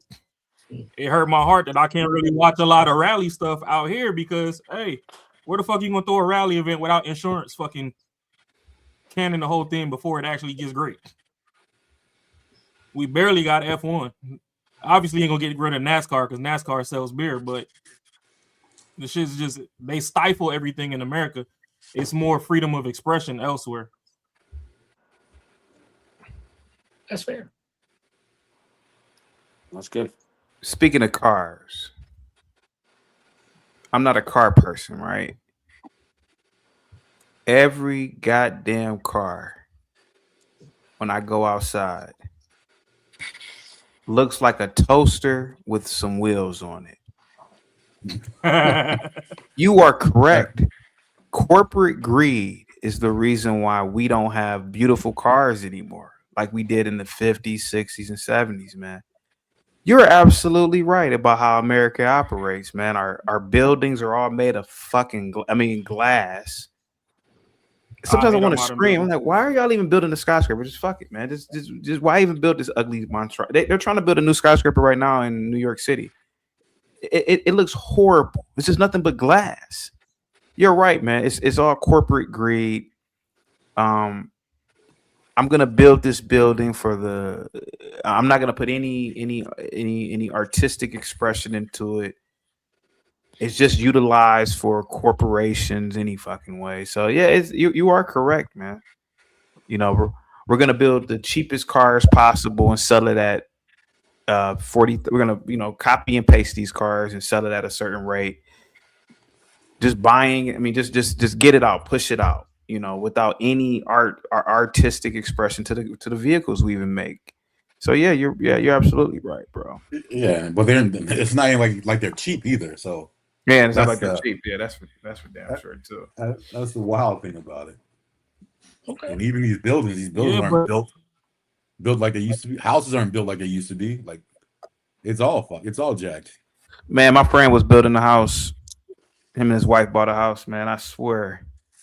I was like, man, this bitch is gonna tip over, man. It's a big ass house. I'm like, man, what is this? Yeah, pay top dollar for that bitch. The cheapest material possible, and it's $1 million for the damn house, man. I'm like, this is ridiculous, man. Yeah. No more brick, no more stone. What'd you say? No, I said we just build shoeboxes now. Yeah, and so if you apply this to the topic, same thing with film. You could argue that I don't know if you guys know this, but they don't even use film anymore with making movies. I think they stopped using film in the 90s. Yep. So that's why a lot of movies don't look. It's like this.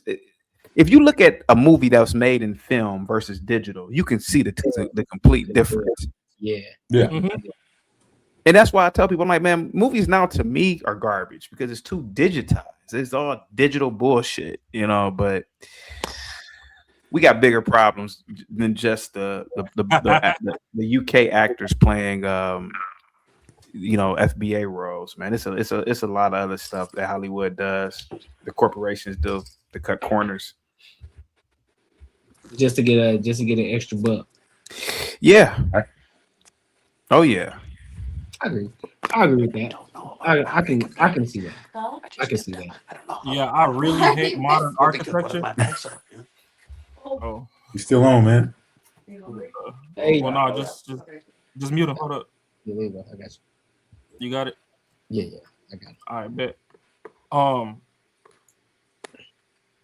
Like even with the architecture, I hate modern architecture because everything, just like Chaotic said too. I hate that everything he say I'm co-signing on, but it's like, okay, 4 corners, now what? And remember back in the day, they used to have world trade fairs, which I'm still trying to figure out how, the whole world was on the same page without aliens, but I ain't even gonna get into no fucking conspiracies with that. But did you hear? So there's this big lie, right? That, oh yeah, they just framed all of that and put stucco on it and then they tore it down. I'm like, that's bullshit. I don't believe they did that in the real. I believe that those buildings were actually real buildings. And I'm gonna go even deeper, man. I sort of believe a lot of those buildings were here and some other civilization was here. I really believe that shit about those old world buildings, man. I don't know if you guys are into that kind of stuff, but yeah, like the ones that are overseas. Yeah, that's why I said the ones here in America, like the state buildings. What you mean? Talking about here in America, because he mentioned the World Fair. So I'm talking about global, bro. It ain't just overseas. How the fuck you gonna tell me that we was brought here on wood ships and all this extra shit? Yeah, I agree. We had cobblestone roads in Chicago the same time they had cobblestone roads in London. I agree. Like, yeah, something ain't added up. We got the same pyramids in Mexico that they got in Egypt. But yeah, like I said, I ain't gonna dive too deep into that. Oh, what was that? Start a whole With the Aztecians? Oh, what was it? What was the movie? Apocalypto. Apocalypto. Yeah. That's what they was talking about. That's a good movie, by the way. Then they had blimps and all that shit. They had airships. Yeah. That World Trade in Chicago, they burnt that shit down for insurance money after it passed. And just like you said, they was trying to be like, oh, well, no, it was just paper buildings, so that's why I burnt. Yeah. But the historians have gone through and they're like, nah, some of these buildings are still here today. Like, look at this building, look at these pillars. Go down to Chicago right now. These are some same pillars. So all that.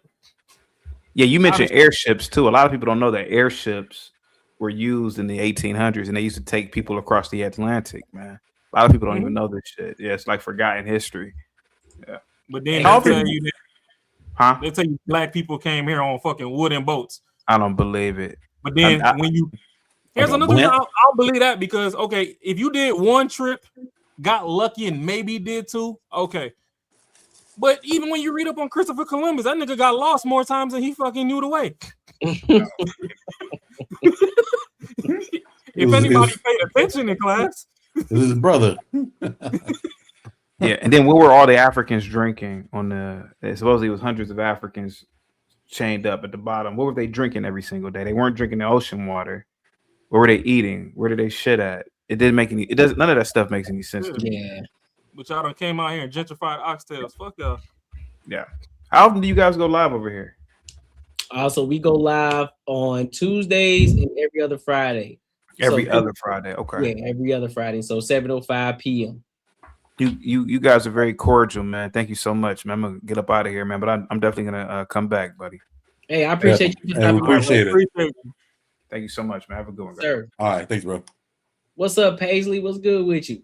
Every time we cut out, I can't hear y'all. I gotta get back out. Damn. All right, cut out back in, bro. Yeah, because shit, mine glitching, but we're gonna get through it. I think it was right at the end. I think it was just recently. I didn't like that guy that came on. It was like, let us talk, dude. Don't try to be so sophisticated, dude. Yeah. He's like, well, he's so sophisticated. And what was funny was, did you hear the guy say it before? He's like, oh, you're gonna let that dude on the stream? He's like, we're gonna have to deal with that shit, you know? Yeah. Nah, you good, man. He's a very controversial guy, man. He's pretty much known. I guess he's pretty known in the YouTube space. So it was pretty dope for him to pop up on our channel. So I wanted to give him that opportunity to pull up on our channel. So that was he was on Anton shit way or not even Anton. Yeah. No, that was before when there was a peep shit, right? Yeah. Talking about Fight Club. That was like when it wasn't even. It was when Anton was on the piece. Oh yeah, that's true. Oh yeah, so way back. So look, make sure y'all. So that was dope. That Kiana pulled up. Shout out to him. Make sure y'all like, comment, and subscribe for the algorithm. Make sure you hit the bell notification. Make sure you tap into the super chats, Cash App. Make sure you for Marcus Chicken Wing Fund. You know what I mean? Y'all gotta invest in the chicken wing fund. Your boy losing weight over here, man. Need some. Oh, you losing weight? How much lost?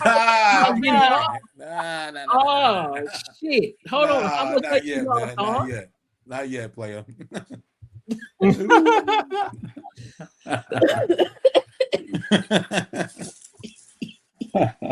Wow work. Oh, you wild for that. Okay, man. So look, let's go to this next topic. So I'm gonna talk about the Truth After Dark with Paul Pierce and Nazar, right? So they had courtside Les on there for those y'all remember courtside Les, right? Y'all remember us doing the topic on her. She was on. She had her own podcast, Russian chick, right? Yep. So she was on the podcast and she was talking to talk. There was two topics I wanted to address. So she was talking about the 9-to-5 worker, as well as there's another part in the beginning of the video where they talk about the difference between how hard it is for black women versus, she tried to say white women, but she said, I ain't a white woman, I'm Russian. So we're going to get into it, and then we're going to give our thoughts and opinions, all right? So that's valid. Right. It's amazing. I like that. Yeah. Atlanta. I have a question. Good. Do you think being a white woman has given you more opportunities in this space than maybe like a black woman would have? I hate when people call me white, and I've said that before. I'm not white. I'm an immigrant. I was born and raised in Russia. But Yeah. you look, I you're understand. blonde, blue eyes. Yeah. You know what I mean? Do you think that you were able to have more opportunities presented to you because of that? I don't think so, because I work for everything that I have. You know, it's not like I just show up and I'm looking pretty. Like, you still, you know, you can walk in the room, but who is going to keep you in the room? They can kick you out of the room like this, you know, just because you're a girl, or they're going to try to have sex with you. It's two options. Or the third option is what kind of value do you bring that you can stay in the room? And so I think for me, it's the third option, because I come from corporate world, you know, so I come from a background in sales. That's why, like, sometimes, like I told you, I'm so oblivious when men try to hit on me. I have no clue, because, like, to me, I see an opportunity. For me, it's a business conversation. This is what we're going to do. And so, like, if somebody's coming on my show, I always make sure, what is the value that you were getting out of it? You know, are you getting exposure? You know, what are we doing? Why are you coming on my show? Because I can't just reach out. Like, that's why for me, it seemed to be ridiculous to reach out to Cam, because it's like, he doesn't gain anything by coming on my show. So that's kind of like why I was like, ooh, the audacity of me reaching out to him, like, that's just shooting far in the dark. So when those opportunities started happening, I was like, oh, I feel like I'm actually creating something really cool. Because otherwise, like, people wouldn't reach out to me. People wouldn't watch me. You know, if I was just a white girl that was looking pretty, I mean, there's so many of them. There's millions of them on social media too. There's millions of creators, but they're not getting the same opportunities. They're not, you know, having the same guests. They're not doing the same work as I'm doing. So there has to be something different about me. So I don't think it has necessarily, but I think, like, and I've said that before, I think it's, now I'm learning how hard it is to be a woman in the space. Like, it is really hard, because, you know, just like my production team, you know, if I have a woman sitting across from me, I have a very different treatment. They can be rude. They can be disrespectful. They can say something before I film the episode. They can, you know, just say that I'm this and I'm that. And I'm like, I'm not, I'm, when it comes down to business, I have a business mode on. I'm not going to be, if I need to make sure the mic is on point, the camera is on point, the camera is put the way I want it, like, that's how I'm going to do it. This is not personal. This is business. Do you think that it's harder for Black women in this space? I think it's harder for, I think it's hard in general to make it in content creation space now, because there's so much of it. So I don't really know if it's like Black or white necessarily, because you have to have a personality. You have to have something that's different, regardless of how you look. Hold on real quick. Real quick. Like, I mean, I don't know. I gotta say, I see eyes, and I mean, I have eyes. She always talks about Black people. She's not Black. This is the thing that I'm kind of like not grasping here, and like, she gets away with it a lot. I don't understand if I'm fucking blind or what, but Azar? Yeah, she's not fucking Black. Yeah, but she ain't even half, bro. Maybe she's 10%. Yeah. There's no way, like, she's even half. And I guess, hey, it's an inclusive thing, and that's cool, whatever. I guess I'll go with it. But that is just crazy to me. But yeah, go ahead. Or looking, I mean, there's just so many different things. Like, you got to bring something new so people will go there. And it shouldn't be, because, like, I mean, if we look even into the podcasting space, there's a lot of Black women who are doing really, really, really good. Like Sarah, for example, she's a good friend of mine. Yeah. I mean, she is doing numbers. Like, she is, and she's had anybody and everybody on her show, you know? So it's like, I don't think that that's a conversation between Black and white. It's just like, what can you do that has not been done before? What is it that is new or exciting? Are you bringing a new perspective? That's why, like, you know, people hate and love Sarah, for example. People hate and love me because we have stance. And so the moment that you have stance on something, that's when you can make it, you know. Yeah. I don't really like having those conversations between Black and white, because, like, I don't know, you know, I am what I am. I only know my experience. Yeah. You know, so I can tell you how hard it is for me, because I have my things that I have to deal with, you know, like, I'm an immigrant. I haven't seen my family in 10 years. Nobody knows about that. Yeah. You know, like, every day I have to, if everything fails right now, I got no home to go to. Yeah, I get that. I think that there has to be acknowledgement, though, for how much harder it is for Black women to be in these spaces. And I say that because Black women are the most disrespected, and we are women that don't get the same, you know, credit that a lot of other races get. So I think it's remiss to brush that off. It's not, we don't have the luxury to say, I don't look at it as Black and white. We don't have the luxury to say that. Me, as someone who, do y'all think that's a real thing? No. What Azar is saying, that we don't have the luxury to look at it as a Black and white thing. What to say I don't look at it as a Black and white thing. But she says it's harder for black women. She says it's harder for Black women to get in these spaces. And I would and I have to beg to differ that it's hard for, well, okay, well, not really. I mean, because the whole world's ratchet now. So if you're unruly and you're all kind of craziness and blah blah, you might have a chance of doing it. But I guarantee you, if someone has a business mindset, and they're willing to listen to people who've done it and know how to do it, I don't think it'd be hard at all. But then they also have to have the look. They have to have everything that goes with it. So, like, you can't just say, I'm gonna show up for myself and fucking do it. It's gonna be easy. if a fat white girl came in there, it's not gonna be easy for her either. Like, Right. like I don't understand like what they're talking about. It's a good point. I don't know. And she's not black. In 2020, in 2026, I think we got this imaginary Can't hear you. mental friction going on. I can hear you. Can you hear me, Courtney? Fuck. Yeah, I let can- me go back out. I don't know what the fuck's going on. No, I was just saying in 2026, I think there's people have mental blockades in their head now of traumas of the 40s and 50s. To think that, you can't enter any space or whatever. Like, worst case scenario, they put you on a t-shirt, but you can go damn near anywhere you want to go now. Like, you can go to a sundown town now, and they still gonna have some friction with you being there, but they'll tell you, hey, go ahead, do what you gotta do. Oh, you need some gas, get that gas and get gone. We're not gonna let you use no restroom, you're not gonna get no drink.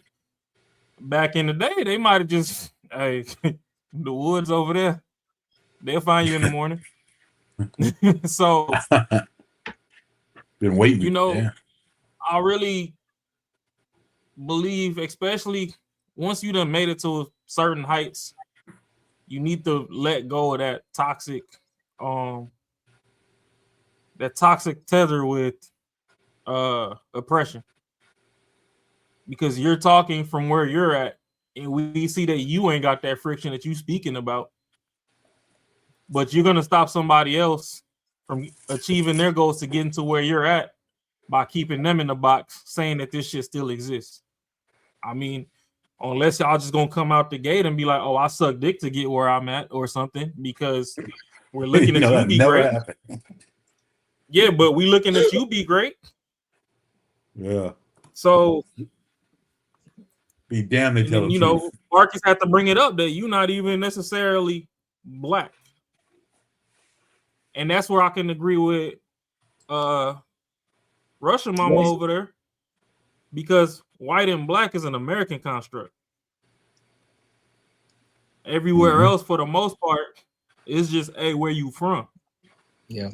So everywhere else you go, you rep your set. Oh, I'm American. They don't give a fuck if you black American, white American, pink American. If they don't like Americans, it's just big fuck you at that point. Yeah. But you come here and it's like, oh, it don't matter where you from. Motherfucker could be day one from Mozambique, and y'all, oh, he's black. And he like, what the fuck? I ain't black. I'm from Mozambique. Like, what are you talking about?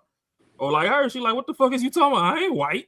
Like, don't fucking demean me like that. I'm Russian. Like, we big dogs where I'm from. You know what I'm saying?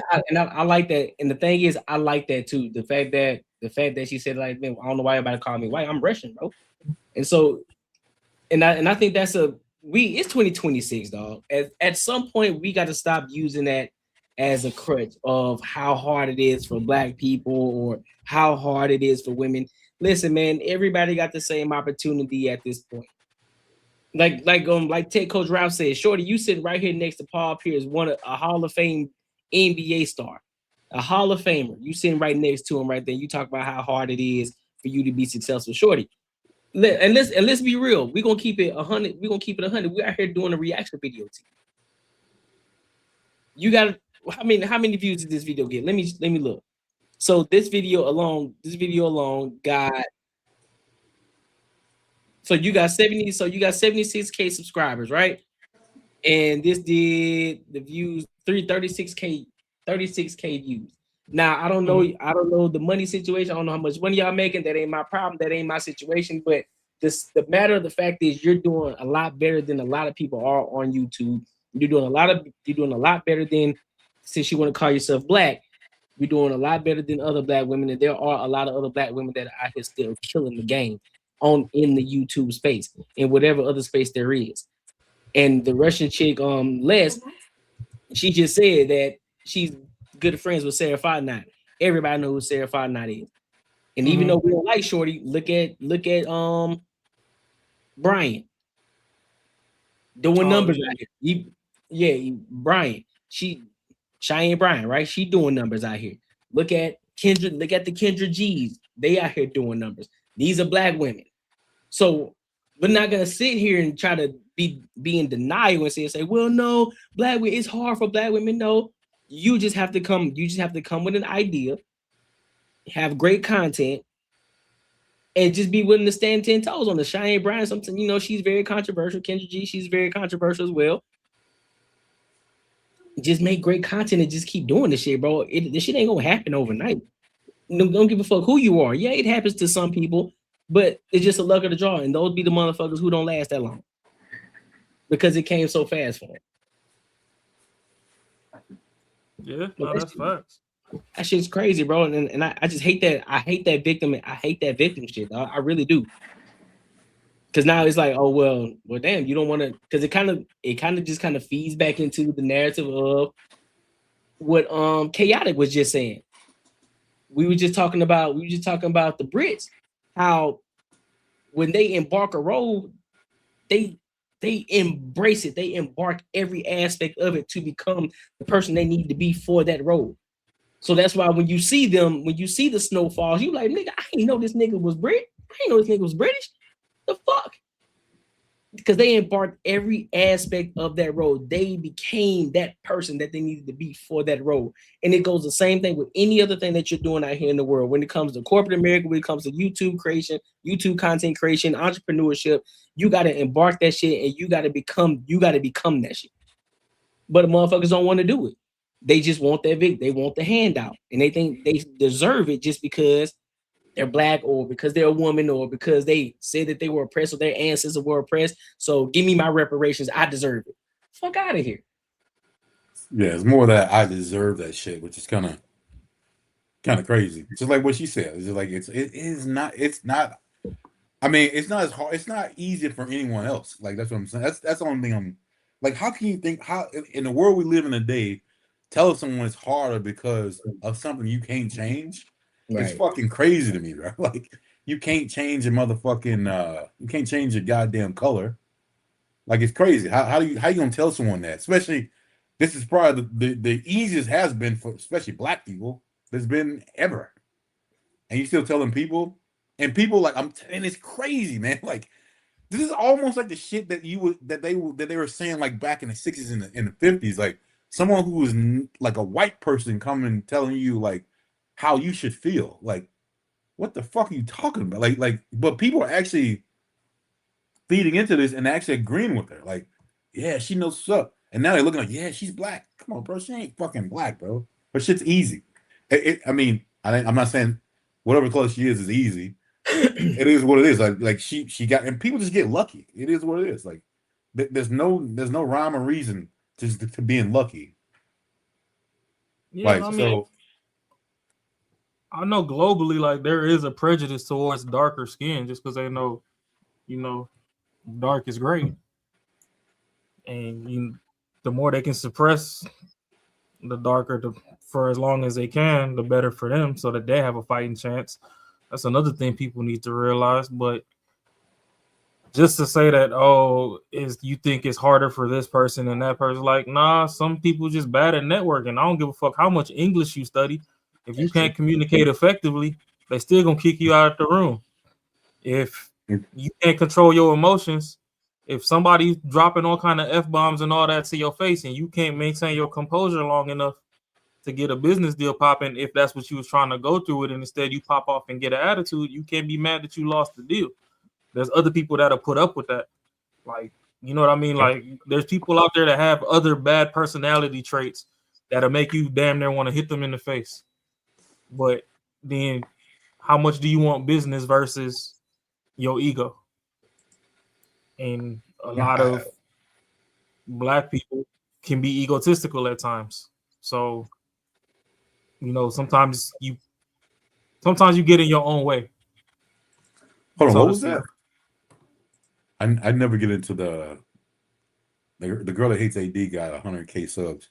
Talking about Jazz? Nah, she ain't got no 100K subs. She got 100K subs, nigga. That's egregious. I was like, not her. What was that other one? I forgot her name, bro. I don't know. Oh no, like that someone put up there, like a super chat or a chat about getting lucky. People don't get lucky. Oh, Nick, he says people don't get lucky. They prepare and the opportunity presents itself. Bro, people get lucky, man. Like, and you can't tell me like that. There's, it's the same thing. Like, do you think? I'll ask you basketball. Do you think there's like someone that's better than LeBron? Probably the same time he came out, he got lucky.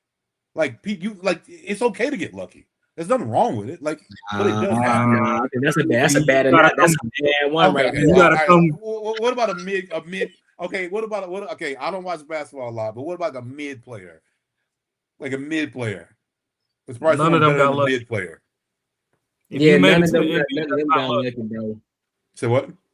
None of them got lucky, bro. If you made it to the league, the league, you're not lucky. No. I get that. Believe me, I get that.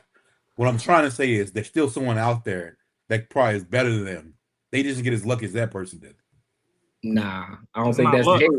Okay. I think that's preparation. That's preparation and hard work, bro. They put themselves in that. They put themselves in that position, and then when that opportunity presented itself, they were ready for it.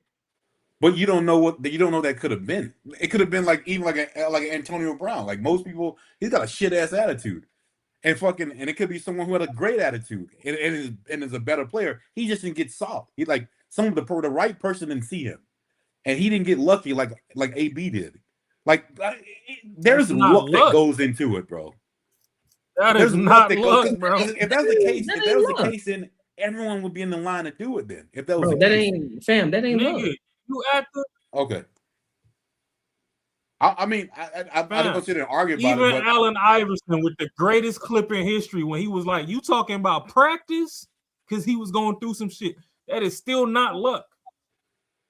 Hold on. What about watch, when it comes to sports in particular? Yeah. I'm trying to get picked for sports, especially the sport that you picked, the basketball. That's not luck. Okay. They watch these niggas damn near since diapers. Okay, again. So you saying if you ain't make it, you fucked up. All right, cool. Okay, cool. But you're trying to say pick whoever the fuck you're talking about. Not one of the greats, but let's go for a mid person. You don't think there's 4 other people who did not make it that are good or better than that person who made it? Nope. Just say that is idiotic to say, bro. Come on, man. You don't think there's out of a mid-level player, you don't think there's 4 people? Nope. If you ask a professional basketball, they know people who are better than them. They got in the league. They got in the league. But just because I know you can shoot more threes than Steph Curry don't mean that you know how to pass the ball. I'm saying you don't know how to rebound. It's a total package. I've heard conversations with basketball players who have made it, and they say another motherfucker who's way better than them should have made it, didn't make it.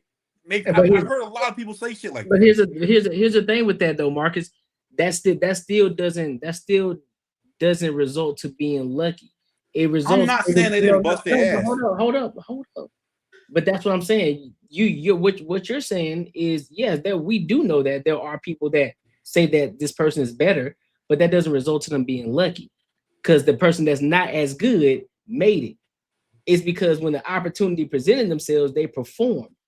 I've seen many motherfuckers who were dope, but when the opportunity presented themselves, they didn't perform. But we knew that they were fucking good. But what the opportunity?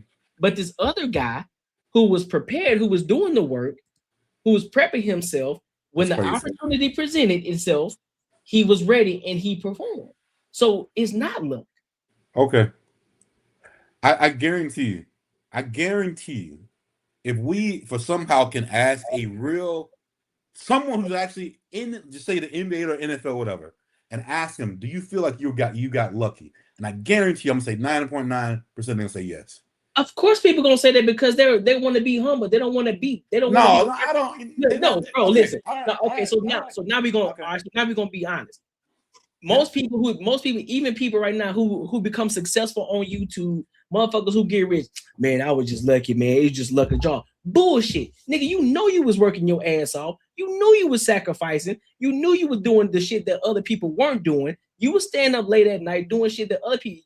You weren't going to parties, but everybody else was. And when that opportunity presented itself, you were ready for it. But they gonna tell you They gonna give you the bullshit answer like everybody else do on Instagram and shit. Man, you just gotta be humble, man. You just, you know what I'm saying? You can't, you know, sometimes you just got even on the bullshit. Some niggas just say, man, you know, you just gotta give it to God sometimes, bro. You know what I'm saying? Because it ain't. That's bullshit.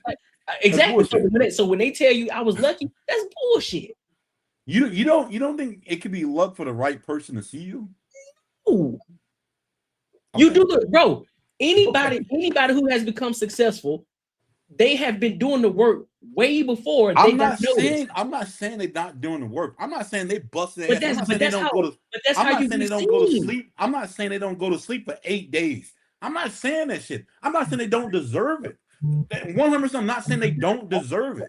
They 100% deserve it. I'm not saying that, but it'll be not. It just wouldn't be realistic for me to think there's not another person or other people on this earth doing the same shit they're doing. It would be unrealistic for me to think that, and they got lucky because they got chosen. That's to me. There's another motherfucker working hard. There's another motherfucker doing this, and the right person did not see them. It ain't their time. Okay, all right. If you look at it that way, it's just not their time. So what's the difference from not their time and fucking luck? What's the difference between the two?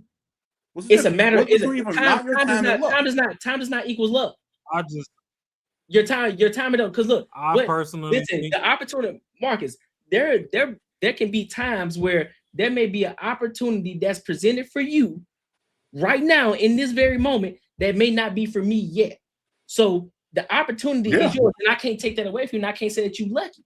That's your opportunity. And then if you take advantage of the opportunity and you become successful, I can't say that you're lucky, because it was like, hey, it just ain't my time. But when my time comes, and I can do one of the two things, I can either perform and I get successful, or I fail I shit the whole fucking floor and I don't get nothing. That ain't luck, bro. It's because of the work that you've been doing, the work that you do, you get seen. Eventually, somebody gonna see you, and the opportunity and the door's gonna open for you. So it ain't luck. Yeah, I definitely we'll agree to disagree, man, because there's someone else who's working as hard as you are. Where's and the still they'll give them the opportunities. You bringing up sports? What? Where's the disagreement? Sports ain't luck, bro. Hold on, hold on. You literally. Oh, my dog Nick coming in. Go ahead. What? Can you hear it? Yeah, can you hear me? Can y'all hear it? Mark, you're actually saying the same thing that we're saying. You just trying to phrase it different. Getting a handout and losing and fumbling shit is not the same thing as luck.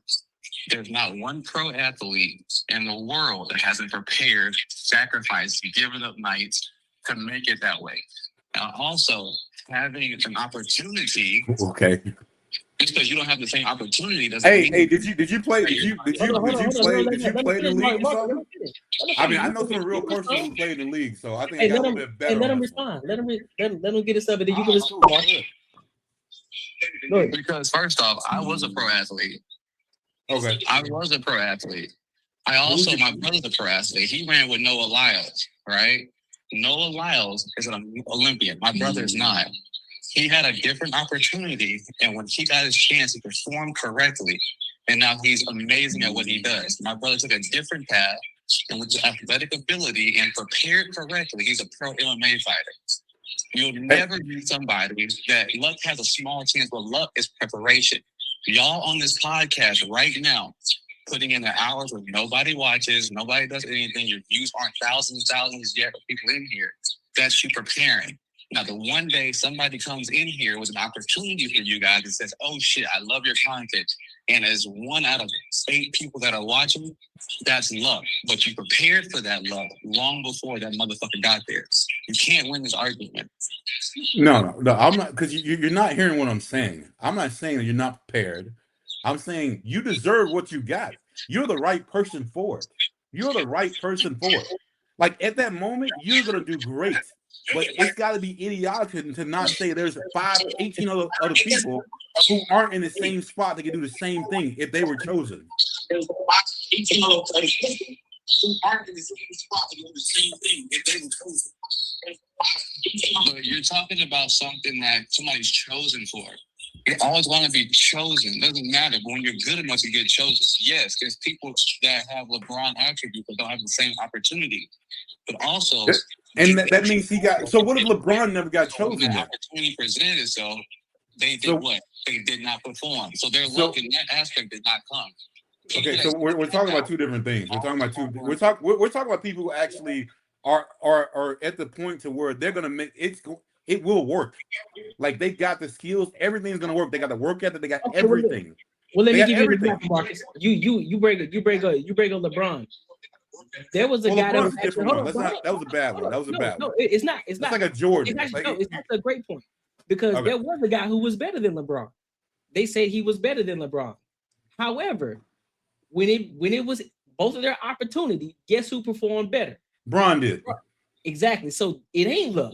So are you trying to say in comparison that there are not multiple people that can perform at the same level at one time and one person doesn't get chosen? One person chose, other person doesn't. Have you ever played AAU basketball? I don't play basketball, so no. Okay, great. So I play AAU you gotta pick basketball. another sport. I play football. AAU basketball. All right, play football then. Let's go football. I play AAU basketball. And I also went to some training camps with LaDainian Thompson when I played football too, when I was a quarterback. Right? Okay. So play with multiple athletes. Okay. There's a difference. Many athletes that are great, mediocre, some trash. Mm-hmm. Some got the opportunity. Well, everybody had the opportunity to shine. Guess what? Not everybody shine. Even if they were the best ones out there, they didn't show up. They didn't shine. And it's not because, this person got picked because they were luck. No, they were prepared and they performed like they were supposed to. So they look. Exactly. Not everybody can perform under pressure. So we can't say it's luck. If everybody has the same opportunity, you can't say that. And I use football. I use football and basketball. Okay. Well, I mean, it is again. Man, even the lottery ain't luck. You still bought the ticket though. Luck is finding a duffel bag in the alley with a fucking milli in it. With the lottery, that's different, bro. You got the actual number.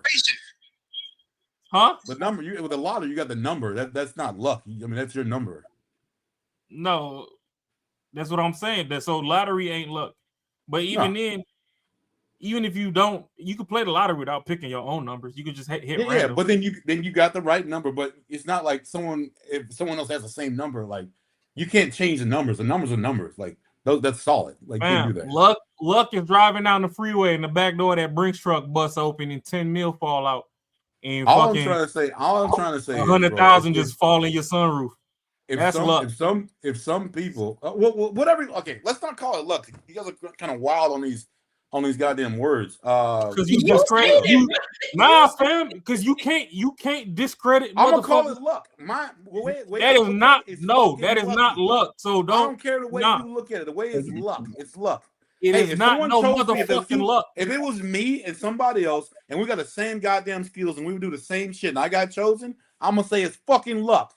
Thank you. Then that just means that you don't believe in yourself and you suck. It's luck I got chosen. Because I could have not. No, you suck. What? Then you suck. Then okay, cool, man. Okay.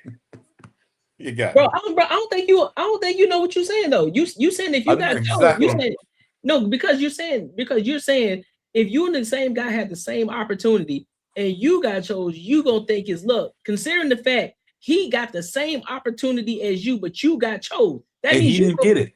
That because you performed better. You did better than him. But what if, bro?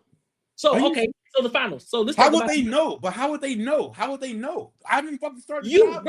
They have measures, bro. Look at the NFL draft. Look at the NFL draft. They have measurements to know how well you perform. They got 40 times depending on your position.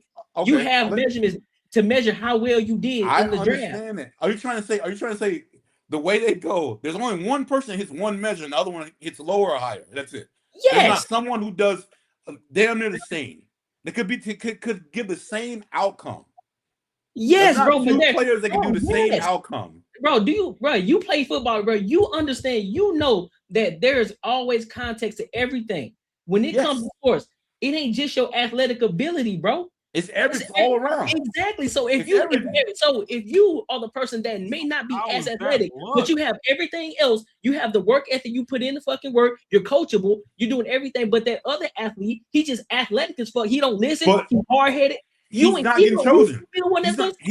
He's not getting chosen. That's not luck. But I'm trying to say, if there's someone who's on the same level as me, are you trying to say there's not two people or multiple people on the same fucking level? No, there's not. Nigga, if he the same level as you, y'all both get chose. You guys shouldn't. You think y'all the only you shouldn't yourself on this earth? Y'all think y'all the only one on this earth? You don't think there's someone who can run faster and do anything else than AB and fucking in England? Let's do that. Let's say England.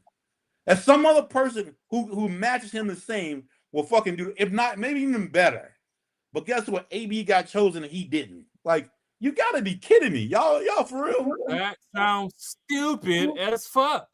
Jesus, y'all gotta be make it make sense. Make it make sense to me. Do you know what school AB came from? Nigga, the NBA is National Basketball League. It ain't IBA, it ain't international basketball.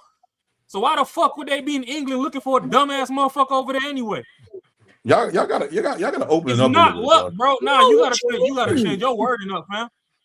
I'm not gonna let you slide on that. You gotta think outside and listen to what the fuck I'm saying. There's more no, because you bugging. You at the bugging. same time. Nah, there's multiple people at the same time bugging. doing the same shit, if not better. There's Nigga, multiple you people bugging. Y'all are crazy, man. You gotta be fucking kidding me, man. Really? How the fuck you think there's only one person that can do this shit? That's crazy. That's crazy as fuck. There's one person that can do it. That's insane to me. So tell me why. So tell me why. So you think it's blocks at the top of the pyramid? There's one person. Holy shit! What the fuck okay, so look. Okay, about, so Marcus. So look. Okay, so great. So great. You say this. So let me ask you a question. You saying the person that's everything. So everything is the same, right? They got their athletic ability is the same. They're coachable. They work their ass off. They do everything exactly the same. Everything is across the board. And you mean to tell me in real life that that's the truth? That everything's the same? Everything across the board. Okay, because we're looking at an outcome. What that person's gonna do to perform. So it might not even be the same. And it also depends on who the fucking person is choosing it. The person that's choosing it too, right? That's a factor too. So maybe the person who's choosing you don't give a fuck about your attitude, and it don't matter. He gives a fuck about how you run. He gives a fuck about whatever it is. You might get another motherfucker who comes in, but you both are equally can do the same shit. You both get the same outcome. You might be different. You might just say that. Fuck it. You might have different attitudes. But this one quote says, "I don't give a fuck about attitude." But isn't the main thing about what that? Isn't the main thing about the outcome? Winning games, winning whatever the fuck are you gonna do to win? That's what it is. It doesn't matter about anything else. This person saw something in you to know, hey, you can do what I need you to do.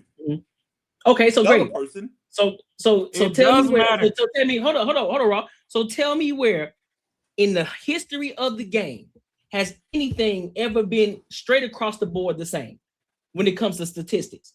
Tell me where.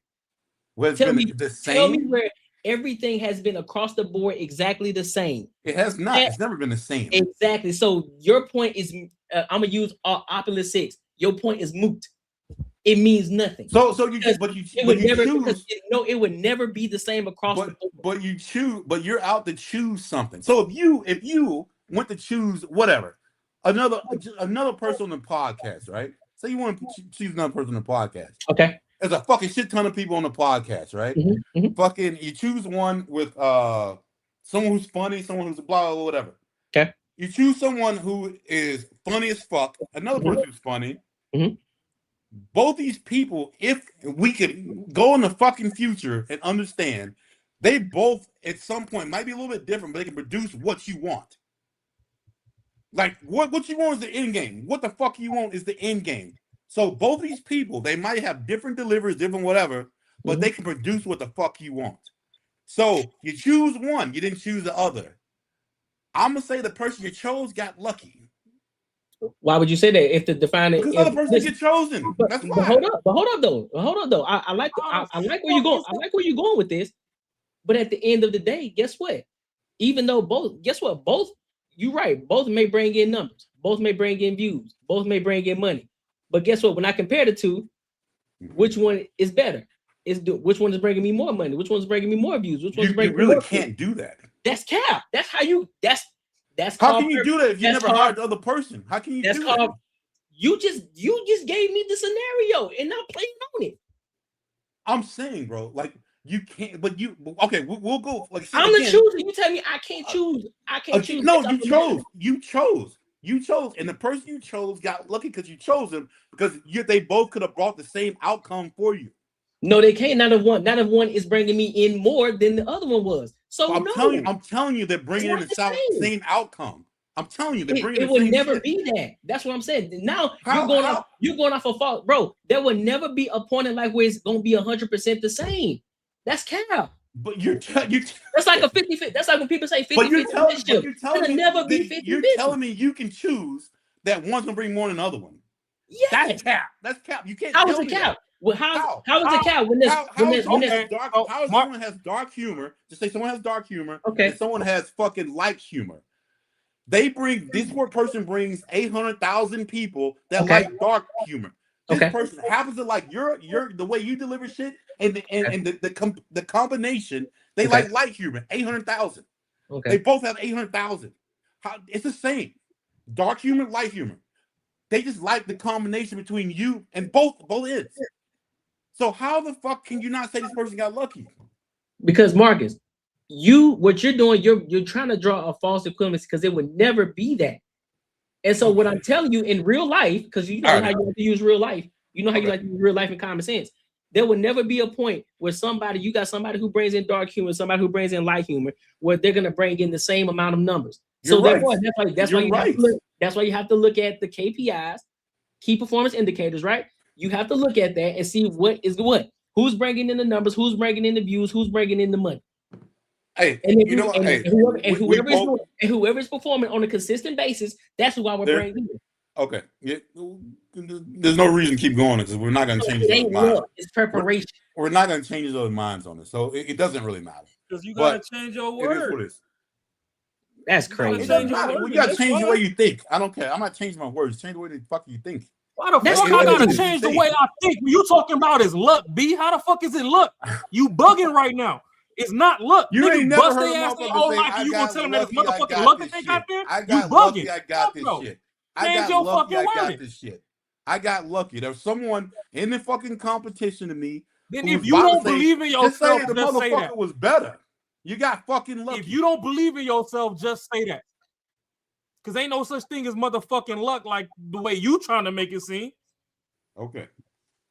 That's crazy. How is that crazy? You bugging, bro. Hey, you got it, man. Y'all got it. You motherfuckers bust their ass all this time and you will talk about his luck. And you motherfuckers, for some reason, why don't you grasping this part that I'm saying they deserve it? They busted their ass. They fucking deserve it. Can you understand that? They deserve it. They fucking deserve the shit. Because you discredited the motherfucker that got it for a motherfucker that wasn't on their A game. That's why. Someone else is the same fucking deserves it too. Someone else deserves it too. Then they would have got it. Tell me only one person then they would have got it. One spot? Are you fucking telling one person? They would have got it. If they deserved it like that, they would have got it, or a position would have opened up for them. You gotta be fucking kidding me. Nah, you bugging, bro. Dead ass. Y'all wild, bro. Like for real. That's crazy, man. That's crazy. That's crazy to talk. If the motherfucker was that great, they would have opened up that is luck. I mean, I don't know if y'all like the word luck, but whatever the fuck it is, I'm gonna still call it luck. That this person saw something in me. It ain't that. This person saw something in me, and that's what it was. Cool. That's luck. Okay, look like Courtney's gonna bring up the definition because you bugging. I can tell you that off the bat. Okay. So success or failure apparently brought by chance rather than through one's own actions. Chance. Hold up, no, don't just go by that one word. By one's own action. No, don't forget one's You both action. got the same action. You both are good. You're both good. You bugging, bro. I'm telling you. You got to use something else other than sports, because when it comes to sports, you bugging. I'm sorry. It could be anything. It could be whatever the fuck it is. And I ain't discrediting what y'all talking about in the chat neither. But that you bugging on that point. That's crazy. If you was as good as you talking about, they'll open up an extra position just for you. That's when I can say that you was lucky because you filled a role that didn't even fucking exist. But if they came and they was scouting and they was looking and you earned your keep, you earned your keep. That nigga just sucked that day. That's his problem. You outperformed them. But if both of y'all is as good as you say, bar for bar, they good. They would have been like, hey man, we was really finna go with this dude, but we see what you doing. You know what? Fuck it. You on the team too. It's one of them fucking music shows that shit. Then did he do that shit on Making the Band? Did one of the seasons he signed the band, he signed the White Boy separate or some shit? I think so. That's luck, because only one person was supposed to win, but they're like shit, you ain't win, but you that great, I can't let you go. So hey, I give an example because I was just watching Funny as Fuck, the series with Kevin Hart. So they were in the second, I think the semifinal. They was in the semifinals with the comics, and two of them didn't make it through. But Nikki Glaser, she ended up picking up two of the ones who lost because she really liked their talent. She like, hey, listen, I really like y'all. Y'all funny as fuck. Even though y'all lost the semifinals, I still think y'all funny as fuck, and I want y'all to come tour with me. I don't think that's luck. That's preparation. Okay. Luck is whoever chose Tamara over Tia. That's luck. Yeah. That's luck. But I don't know, bro. It takes way too much goes into sports to have this discussion and just be like, oh, that's luck. Like, I'm sorry. Because even who was it? Was it Hot Sauce back in the day that made the league? Yeah. The one mixtape days, but the nigga was still balling, even if it was street ball. So even if he got to the league and had all these travels and fouls and all, because he still had a street ball brain, he knew ball though. So he was still prepared. You're taking away from what I'm saying. Nah, that's what I'm saying. Nah, I'm not taking away nothing. The person isn't qualified. The person isn't the best for the job. You're taking that part away. I don't care. You can think whatever you want to think, bro. Like, it is what it is. If I'm not taking nothing away that you're saying. I'm just saying you got to find a different word because it ain't luck. If I'm applying for a job, no, I use whatever word I want to use. It's fine. But you can't use any word you want to use when you fucking dead ass wrong. Hey, I'm not going for it. Nah, you bugging, bro. I don't really give you bugging. I don't care. You always trying to see somebody trying to change your mind. I ain't trying to change your mind. None of you motherfuckers understand it. I don't really give a fuck, to be honest with you. But I'm trying to say, if I was up for a position that I really wanted, and I'm gonna getting paid bukus of money, and I know motherfuckers in it the same shit as me, I'm gonna be fucking say, you know what? I got lucky that this person saw something in me and I got How it. the If we fuck got you the get same lucky when you skills, prepare this for person it? can do the same shit I can do. I got fucking lucky. Cool. It is what it is, bro. Like, it is what it is. Nah, you getting lucky is you trying to go fuck the corner store worker and end up in Rihanna guts. That's lucky. You busting your ass for 10, 15 years and you show up to where the fuck you supposed to be and you get chose over somebody else that equally did what the fuck you was doing, but they had a bad day that day. Does not fucking luck, and you need to cut that shit the fuck out and find a new definition because you bugging. Nah. That's gonna be me, bro. Yeah, it can be you. You could be as alright as you want to be, but it ain't luck. So what's the difference? You tell me that's not what it is. I'm telling you that's what luck it is. Luck is you being one day away. But from you fucking... tell me your definition. You tell me the definition how you understand it. I'm telling you the definition how I understand it. It should be it. Fuck it. I'm not trying to change the way you think about it. Don't try to change the way I think about it. We're good. We're fine. I ain't trying to change what you think about. I'm telling you what you're saying is dead ass fucking wrong. Wrong is fucking wrong. Because I already know your ass ain't gonna fucking change. So why the fuck would I even try? But the definition is the definition, and it ain't about. And here's the thing. Hold up. But you gotta understand too, though. It ain't just us up here listening, talking to each other. People listening to this shit. Oh, 100%. So therefore, we gotta make sense of this shit too. You should. I should. You should give a fuck about being accurate. Hold on. Do you think in masses, some people think a certain kind of way in mass, and some of the people think a different way in mass? 100%. And other people, and yeah. So why would I care if 2 + 2 is mass still of people, a mass of people can't get what the fuck I'm trying to say, but I know what the fuck I'm trying to say is right. So it doesn't really matter. Because if you say 2 + 2 is 5, nigga, you wrong. It don't. That's not 2 + 2 equals fucking 5, bro. 1 + 5 equals Pluto. That's what it sounded like right now. Yeah. Okay. Okay. Success or failure apparently brought by chance rather than through one's own action. By chance. Because right You now understand? That's a key word, bro. Chance. You over here on dog plus juice equals Pluto, whatever the fucking Mac How you the fuck? talking about. How we confusing chance here now? It's chance. I got it. Chance. Did you?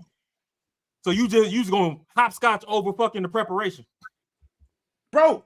How many times do I have to fucking say you're qualified? How many goddamn times do I have to say that? Yeah, you want to talk about that? How many fucking times do I say that's the perfect shit for you? You can do the greatest. You can do the best. Then you it's can not. Do that. But that's the part where you ain't guys listening. not getting about it. Because you can't add. Because you can't add it. Because here's the thing, Marcus. This is where you're messing up at. You can't add. You can't say ain't the best when it counts. It ain't luck. Doing the work. You can't say you're doing the work. You can't say you're preparing, and then say it's luck. Luck is that. Listen, bro, I didn't have to do a motherfucking thing. That shit just fell in my fucking lap. I don't know what the fact. I ain't do nothing. I ain't have to do nothing. Okay. That's the difference, bro. That's one part of luck. That's one part of luck. No, it's not. You think luck means one scenario? Yes. You think luck means like I was just sitting here and fucking someone threw $1 million in my lap. That is a part of luck, but also that is not the definition of what it can mean. A lot of shit. No, it applies to a lot of stuff. It means by chance. By chance. Without. Hold on. No. I like this. By chance, rather than through one's own actions. That means you aren't doing anything. It just fell in your lap. That's what that means. So when we read that full definition, it means by chance only. That means you ain't prepared for it. You ain't do nothing. It just fell in your lap. That's what luck is. That's like walking and you just so happen to walk on a $20 bill. That's luck. When you talk about putting in the work for it, working your ass off, sacrificing, and the opportunity presents itself, that ain't got shit to do with luck. That's not luck because you put your own action into it. That's like going to tell Kobe that he was fucking lucky to be as successful as he was. That's crazy. Or Michael Jordan or LeBron James. You don't get lucky by getting that grade. You put it or Tom Brady. You don't get lucky. You get lucky by that. That's fucking, you were prepared for it and you sought the opportunity and you fucking achieved that shit and you hit a motherfucking home run on that. That ain't luck, dog. That's what we talking about. So I get what you said. There is luck, but the way that you're trying to present it, that ain't luck. Yeah, that's all I'm trying to say, dog. You can't do it with sports. I mean, shit.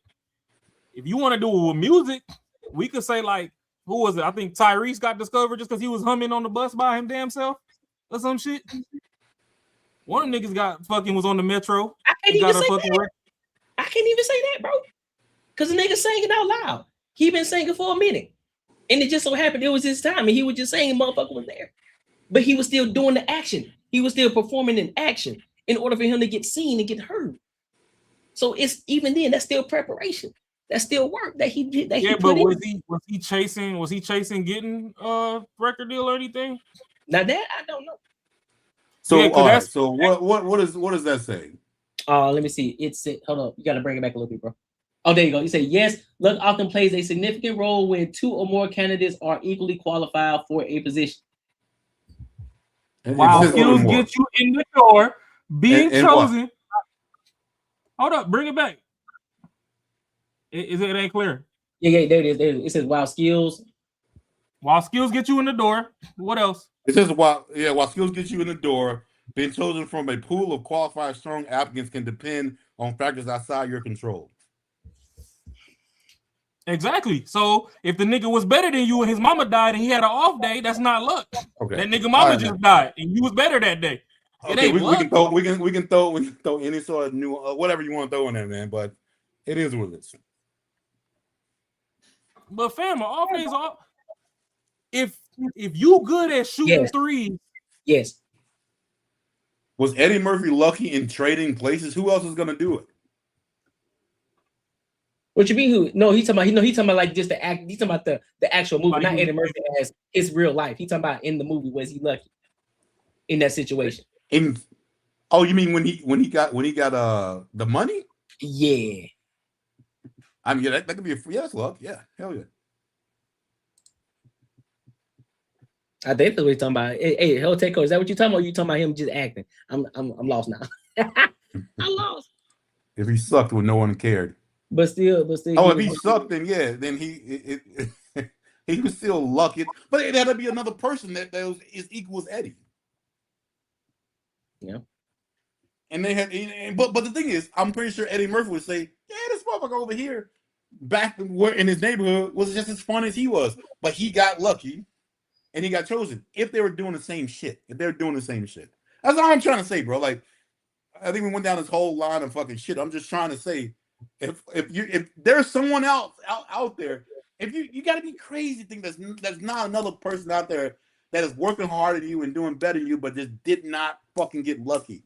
If you bait it, I mean, that's just to me, that's just kind of crazy to think that happened. There's a lot of people who in life have gone through shit and did not get the luck, has the work ethic, whatever. Just time did not. They didn't get in front of the right people. Shit just didn't happen. Hey, from Puerto Rico. But that's what I'm saying, Marcus, bro. I hear what you're saying, bro, but there's so many factors that come with that, dog.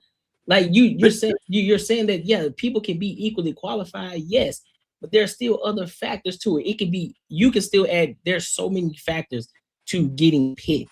It ain't just 100% this person is a great athlete. Oh, this person is also a great athlete. So therefore, you have the, as you continue to keep measuring and comparing, you see how close they are. It comes down to a defining point. It can be something so small that may have given them the upper hand.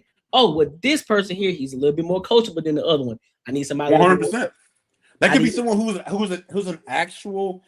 Just say if you're talking about basketball, who's an actual physical better basketball player, and probably couldn't even score as many points or could score more points, but they will choose someone who's coachable and will listen and will sacrifice the 2 points or whatever the other person probably can get. No, there's a whole bunch of factors in it. 100%. Yeah, so that's why we can't call it luck. But there could be another coach. But I'm saying, do you think there could be another person who recruited this person? The one who couldn't. There's two people. One who could have got more points, and one who could have got just a smidget less points. If there was a different recruiter that came that day, do you think it could be a possibility they would have chose the other guy over him? Over just another recruiter coming that day. And guess what? That's luck. You got lucky. No, fam. Okay. All right. Cool. Because when you go to an AAU game, I mean, when you play in AAU, there are multiple scouts there. But what I'm trying, okay, would you agree that if a scout is going to recruit someone, they have the power to recruit someone? They could be biased. If another recruiter could see something different than someone else, it could be the same position, could be the same job, whatever. You got two recruiters. One could pick one other one. The other one could pick another one. What about this one recruiter? He was sick that day, so this other dude went in, and he went in, and he recruited the other. He saw something. He said, "You know what? I'm gonna go with him." And it could have been the other person. That's what I'm trying to say, bro. Like that could be luck. That recruiter came that day and chose you because he could have chose other cat. I can't agree with you, Marcus, but I'm gonna just let you go with. I'm gonna let you go because you trying to change the definition of words and you discrediting people's fucking work ethic that they You put in. You gotta stop saying that because I've said it a million times. I'm saying the qualified. You gotta stop adding that part in there because 100 million times I'm telling you the motherfucker is good. Adding it in because now you're talking about the point of the matter just don't deserve it. If the point of the matter is if someone else has 100% good work ethic and someone else has something a little bit like less than this other person, that person's not even in the mix. This person deserves to go and fucking cool. But I'm trying to say if they could do the same shit, that whatever their job is, whatever the fuck their job is, they can give them the same outcome. Win a Super Bowl, win a fucking in a champion, whatever, a championship, whatever. They can, if they're a part of this team, they can do the same shit. And one person saw something else in this one person versus the other one. That person, I'm guaranteeing, will say it's lucky that person saw me, because we can do the same shit. Like the same shit would have happened. What I'm trying to tell you is, Okay.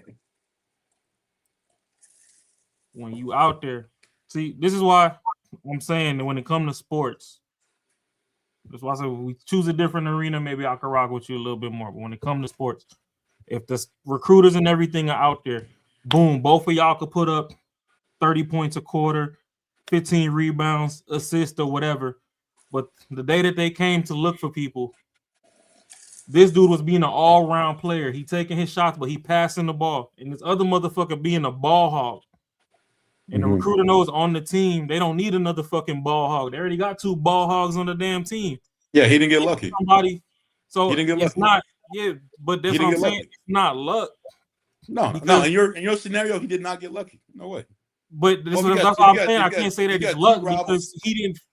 They meet all the same base metrics. It's just that day out there, one person in their mind wanted it more than the other, and they played the game the wrong way that day. But it's not that it's luck that this person. Shit. What the recruiter came? I mean, bro, I think we're just. You know, this is the reason. This is the reason. Like, I'm not taking this to like anything I should even like even reconsider, because I've fucking heard motherfuckers who actually have been in this situation who have said this. So, like, for me, you can say whatever you want to say, bro. You can say whatever you want to say. Say whatever you say. No, they actually realized this motherfucker was better than me. They actually realize they're not cocky and not assholes, and they understand real shit. This motherfucker was better than me. They understand that shit. Like, you got some motherfuckers say, I'm the best. Man, ain't talking about them motherfuckers. Come on, who really understand this motherfucker was better than me, but I got chosen. Cool. I got lucky. You hear that shit all the fucking time when people actually fucking made it. And they're not trying to be, I want to be humble, I want to be cool, I want people to relate to me. That's not what the fuck they're saying. Can I ask you a question real quick? Go ahead. Hold on, Courtney. You want to know what luck is? What's luck? Luck will be both of us going to a dealership, purchasing 2 cars that were built by the exact same technician. Let's go with like a GTR, because the engines are hand built by Master Tech at Nissan. They put a plaque on that bitch when it's done. It ain't no assembly line of machines. This motherfucker built both of them engines to spec, and we go out racing. And I'm lapping your ass at the track. You blow your engine, I don't. Right before I get to the finish line, my motherfucking engine blow up, and we did exactly everything the damn same, and then you win. Then you got lucky. I got fucking lucky, 100%. That's lucky. Let me give you 2 things real quick before, and then we'll just kind of go to this last topic. So, first part, mentioning what you said, Marcus. If the people that you know that said that in their head they got lucky, but the person that chose them, I guarantee you they wouldn't tell them it wasn't because luck, it's because they saw something in them. And the reason why they chose that, they got chosen over the other person. There's a reason for that. That's why we say it ain't luck.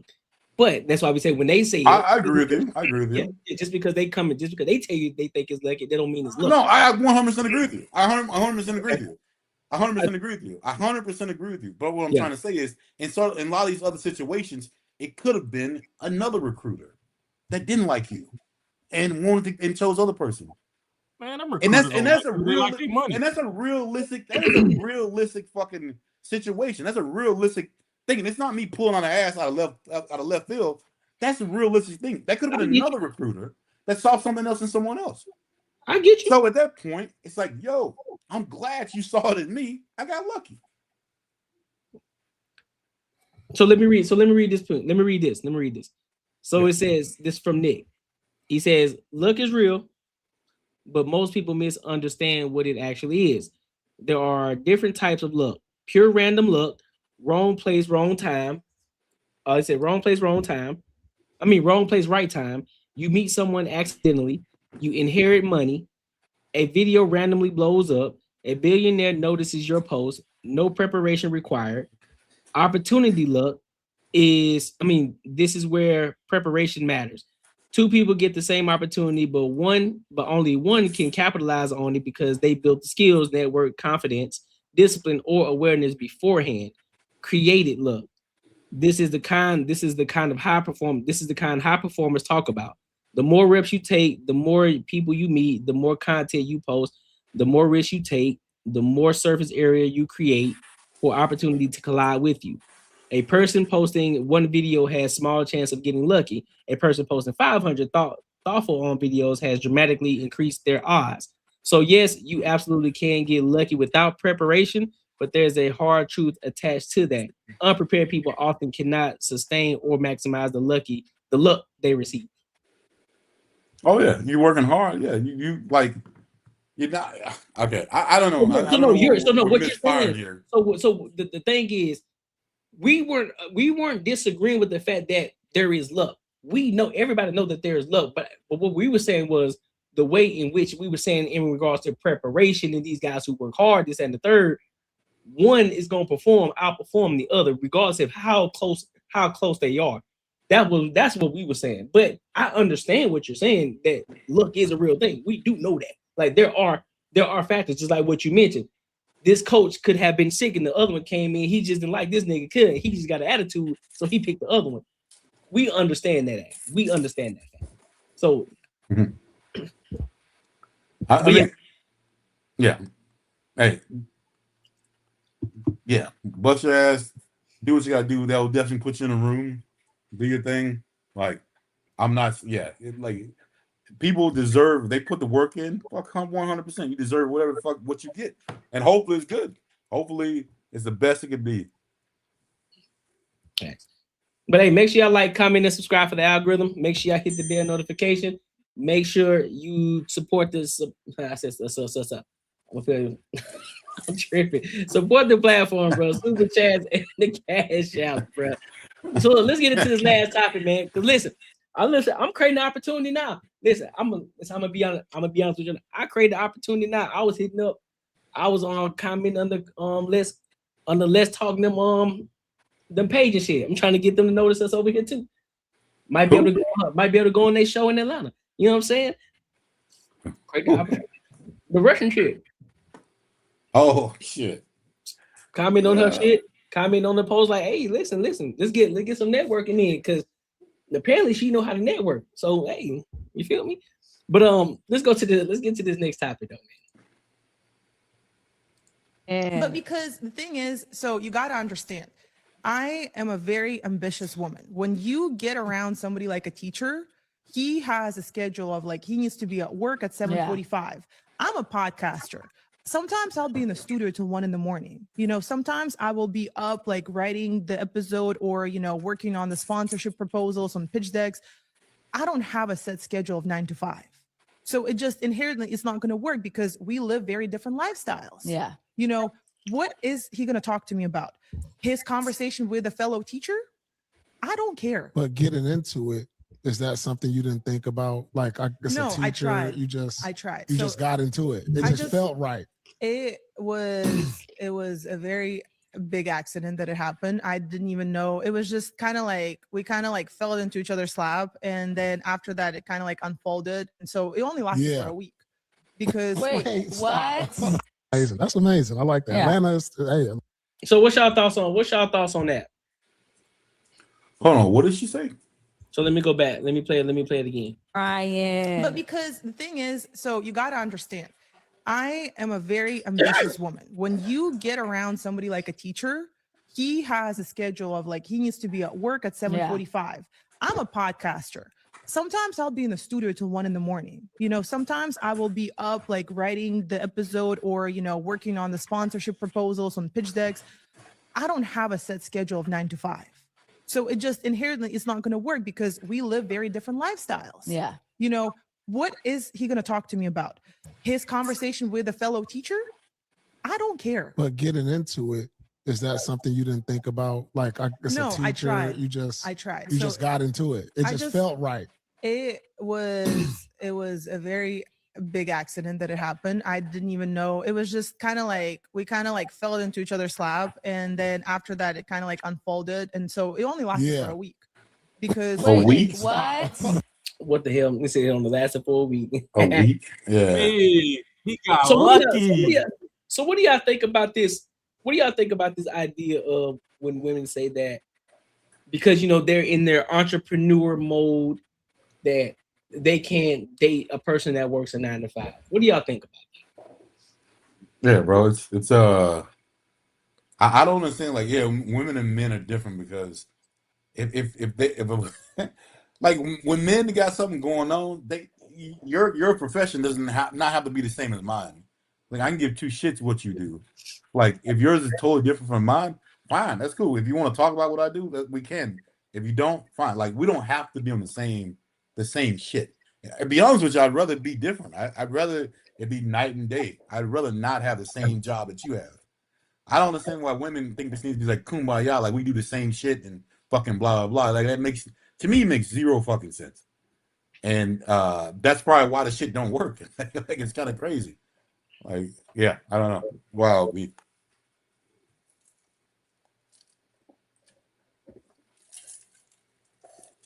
Yeah, I don't know what the fuck she talking about.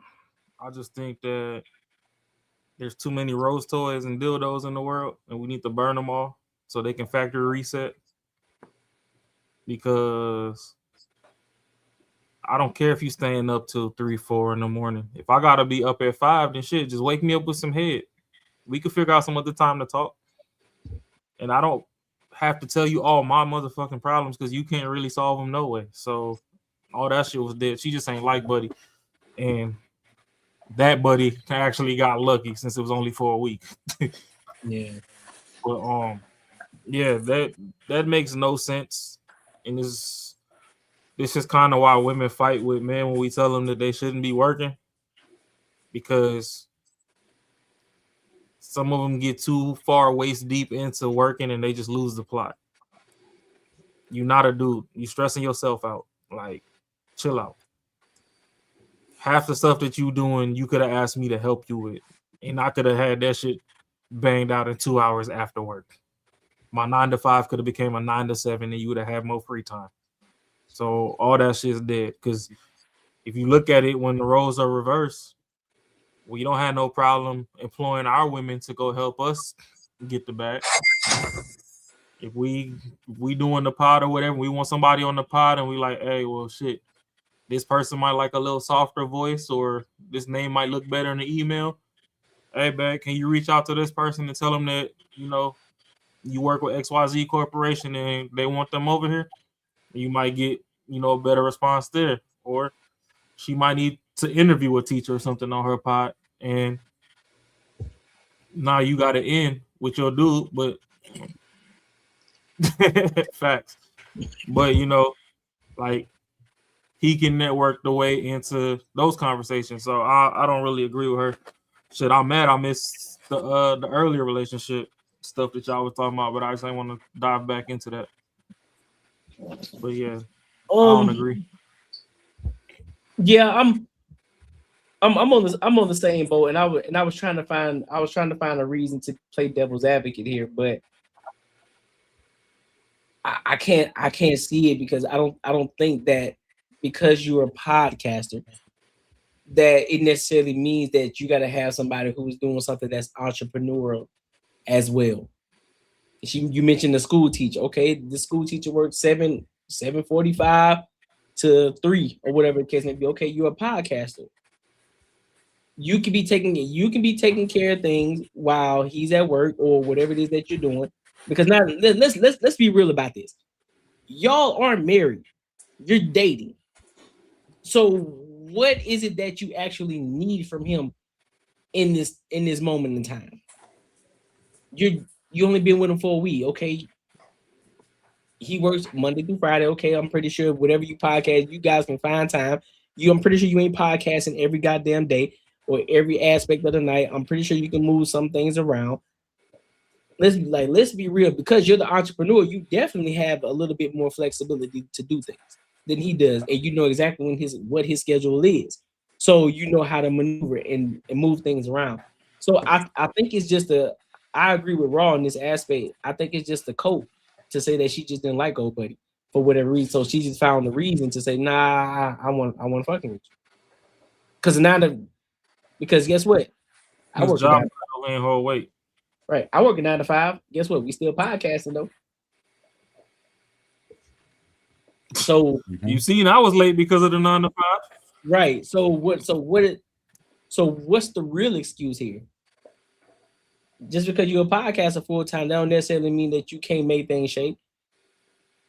Come on, man. We got to get better. And let me be real. Shout out to Courtside Liz, but Shorty, you got to be a little bit more realistic in this conversation. Don't be starting having these bullshit talking points, man. Don't be doing that. Don't be doing that. I just think in a week, Buddy ain't laid a pipe down right, and then his job title ain't had no damn weight to it. So she was like, "Oh, this an easy kill. Let's go ahead and get rid of him before I'm too big and they discover who he is." Yeah, I can't have him tied to me. You know what I'm saying? He's a school teacher. Yep, that's all. She didn't want to put him on. Right, you could have helped him. He could have been the new Miss Rachel. I mean, that's the thing though. Like he fit what she thinks. Probably not what she thinks she wants. I'm pretty sure this motherfucker was nice. He let her do what the fuck she wanted to do. That's what these boss chicks think that. You know, that's the only thing they can get. They can only get dudes who aren't like got shit going on for themselves, who got their own like set rules of how shit should go. You got to get someone who is will let you fucking pretty much run the whole show. And she didn't like it. Like he's probably real nice to her, bought her flowers and all the shit that she wanted. And then at the end of the day, she was like, you know, fuck it, this is not what I want. No, but I agree. No way. Go ahead. My bad, Mark. Go ahead. No, but there's no way she's gonna get a dude who has boundaries and like knows what the fuck he wants. Like he won't fit in for that. Hey, Tech. Women don't know how hard it was to beat the block. They still want a drug dealer.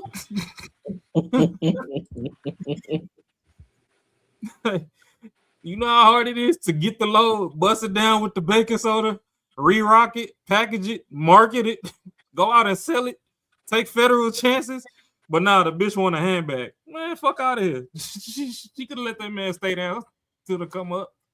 Yeah, I think she just didn't like it, so she just kind of used that as an excuse. And to be honest though, man, I think let's be real. I'm gonna be 110% honest. Why not get you a dude that's in the cut? If you're the one that's out there in the public eye, get you a dude that's in the cut. He don't need to be seen. Let's be real. That's how it's easy to keep your life private like that. Everybody ain't gotta get into your business. But that's man shit though. That's true. That's like they flip flop, bro. Like it's almost like I like this point of being here, but like this point being a boss, but like this point about being a girl, like this, like it flip flops and it won't ever equal the fuck out. Like if she got a dude that was a podcaster and did the same shit, but he's real popular, you know, like yeah, though they're gonna clash. Like it's not gonna happen because if he's gonna want her to act a certain kind of way, and she gonna say I'm not gonna do that, it's gonna fucking clash. Like ain't gonna work. No shade to old buddy, but he a school teacher though. I don't think he gonna trip that much.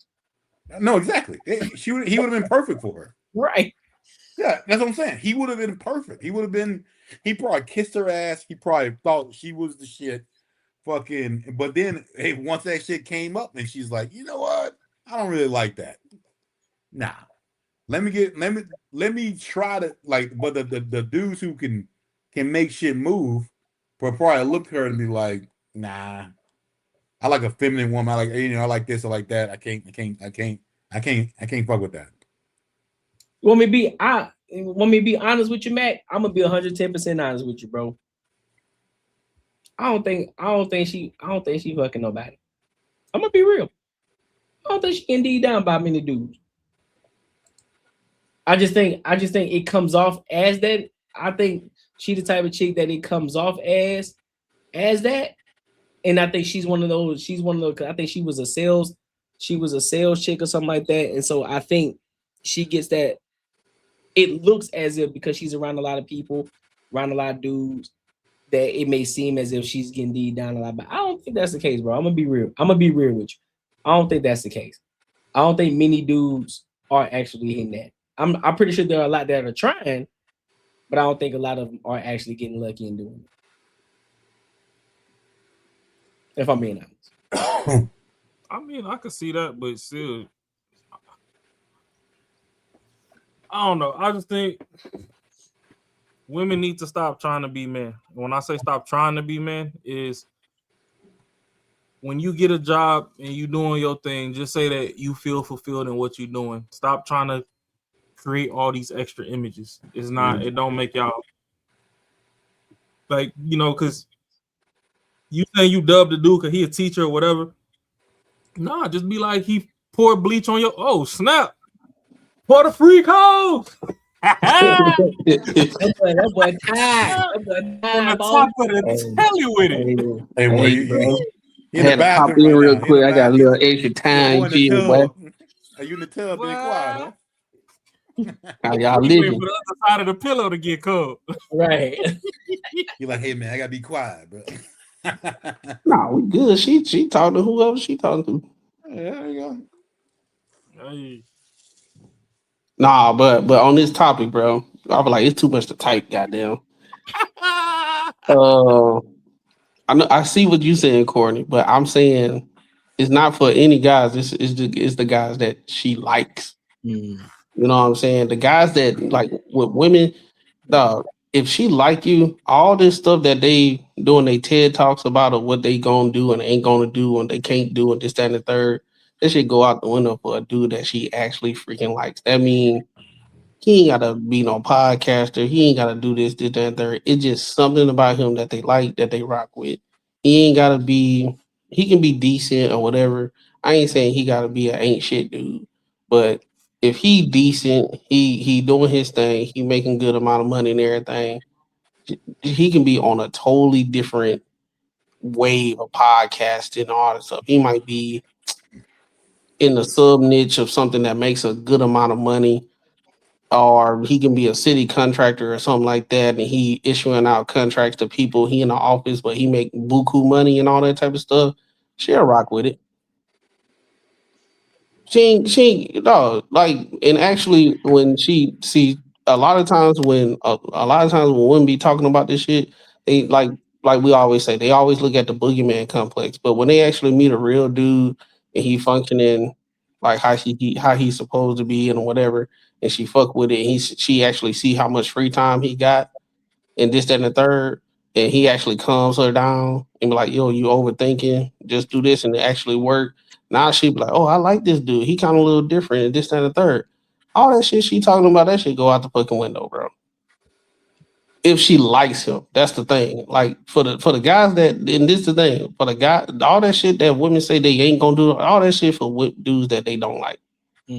Because if that was the case, bro, let's be serious. If that was the case, why are these women always complain about dudes that they fucking with? But they always got all this laundry list of shit that they ain't gonna do. But then they online talking about the shit that they did for the dudes that didn't do the shit that they said they wanted them to do. So this shit ain't gonna never happen again. He manipulated me. And y'all always be presenting yourself as this, that first, but now y'all doing something different. Come on, bro. Bro, and you know what? That's a great point, because I was on DPMO. I did a reaction. I did a reaction to it, a live stream on, I think it was Wednesday actually. And so shout out to 2K now. You know what I'm saying? Shout out to Black TV and all them over there. But there was a comment, I think, from Kelly, who used to be over there too. I think she used to be on DPMO too. And she said, and I think because they was talking to Jazz and everything.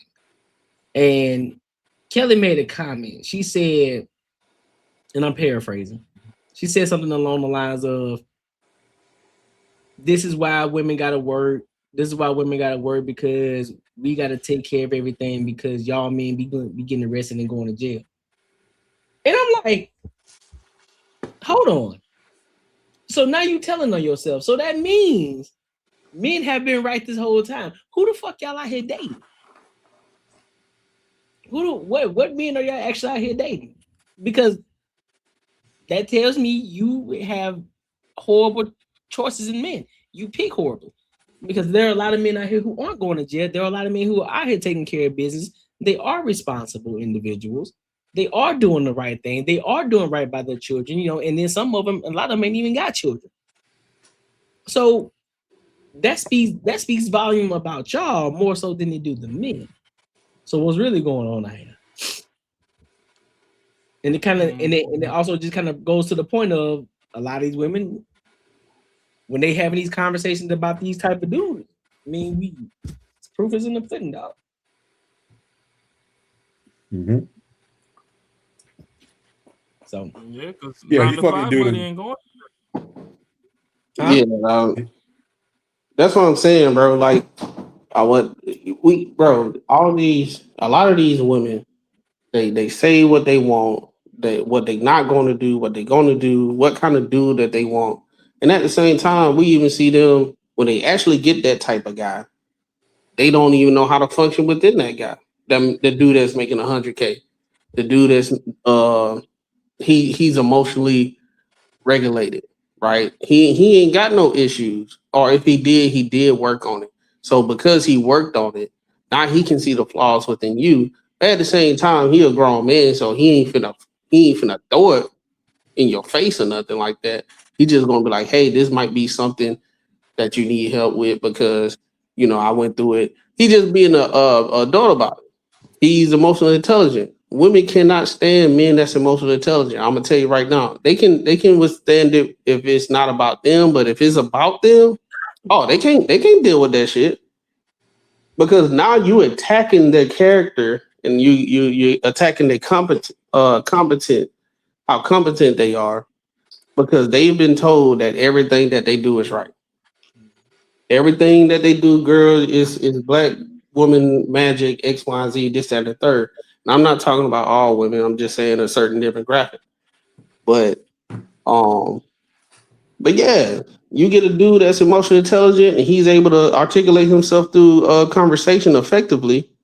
And at the same time, he can sit down and say, hey, I'm not saying nothing because it's not that I'm trying to manipulate you. I'm just letting you say what you got to say. Right? What they say? They say, oh, if he quiet, he manipulating me because he know I don't like when he just sit there and not saying nothing. No, I'm decompressing what you said. Well, I'm decompressing because I'm pissed off, but I'm controlling my my anger and all that stuff. And at the same time, I'm listening to you and I'm gonna let you get it out.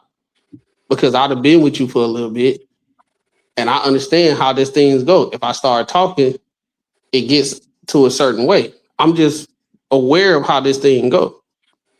They don't like that.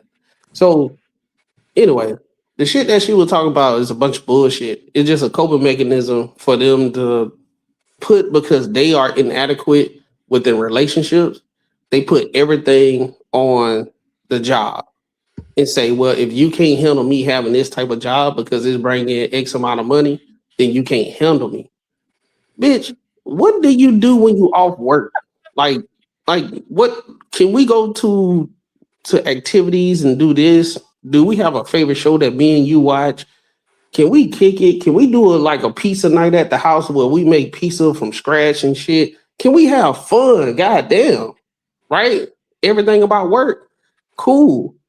If you just want to do work the whole goddamn time, and that's your whole life, that's a you problem. You don't know how to shut it off. Because I guarantee all these men that's uber successful, when they come home, they be like, I want to be 1, 2, 3, my base is free. I don't want to talk about work. I don't want to do none of this shit.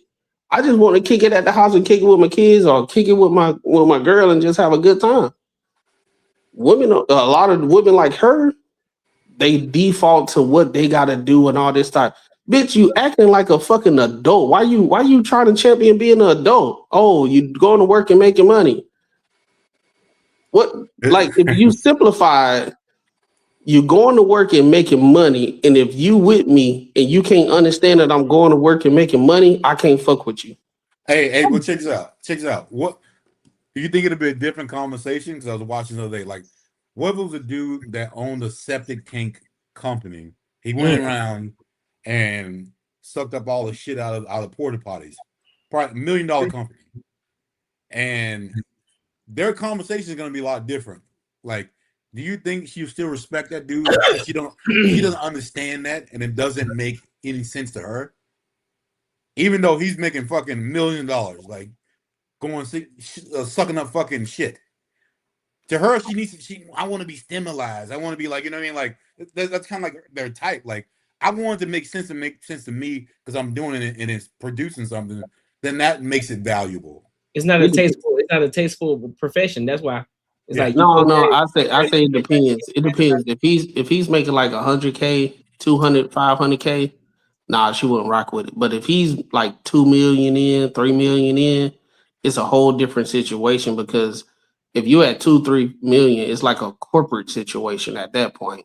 So now she see you really not touching anything, right?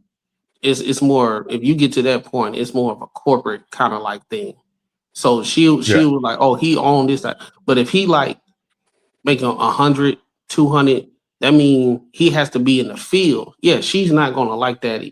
I think that's a better like kind of like what you saying, Marcus, like 200-300. He making about 200-300K. He gonna have to go in there a couple of times. You know what I'm saying? Yeah. He don't respect that at all because now they're not gonna say what he does though. That's what I'm saying. It's a tasteful. It's a tasteless profession for them too. When they're bragging or talking to people in regards to what does your husband do, they're not gonna tell them exactly what he do. They're gonna give a really corporate name that doesn't sound like it actually what it is. And I was like, yeah, I pick up shit out of porta potties for the most part. So they're gonna give it a whole bunch of wordplay, whole bunch of word salad, what it is, just to make it sound good, just to spruce it up a little bit. If they do rock with him, for example, if you talk to a chick and just like, I'm a plumber and he makes 90K a year, right? You're a plumber, he makes 90K. If I'm a person, I say I work at the corporate office at Coca-Cola, they'll go with the dude that work at the corporate office at Coca-Cola, but he only making $75,000 a year, or maybe like 50. He ain't say what he do. He just work at corporate office at Coca-Cola. Oh, 100%. That sounds nice. She can go to her friends and say, yeah, my man work at Coca-Cola. You know what I'm saying? He corporate, he this X, Y, Z at Coca-Cola or whatever. But old buddy that's over here, like for example, with my side gig, I make a decent amount, I ain't gonna lie. But it's people out here that I've been networking with, they do it 100%. And they making bread, bro. Yeah. But if they say, if they say that I do landscaping, it don't sound good. No, they doing like 10, 20 yards a day, and they charging like 60 per yard, and it takes them about 30 minutes to do the yard. So he making pretty much $100 an hour. Mm-hmm. Yeah, he's making $100 an hour.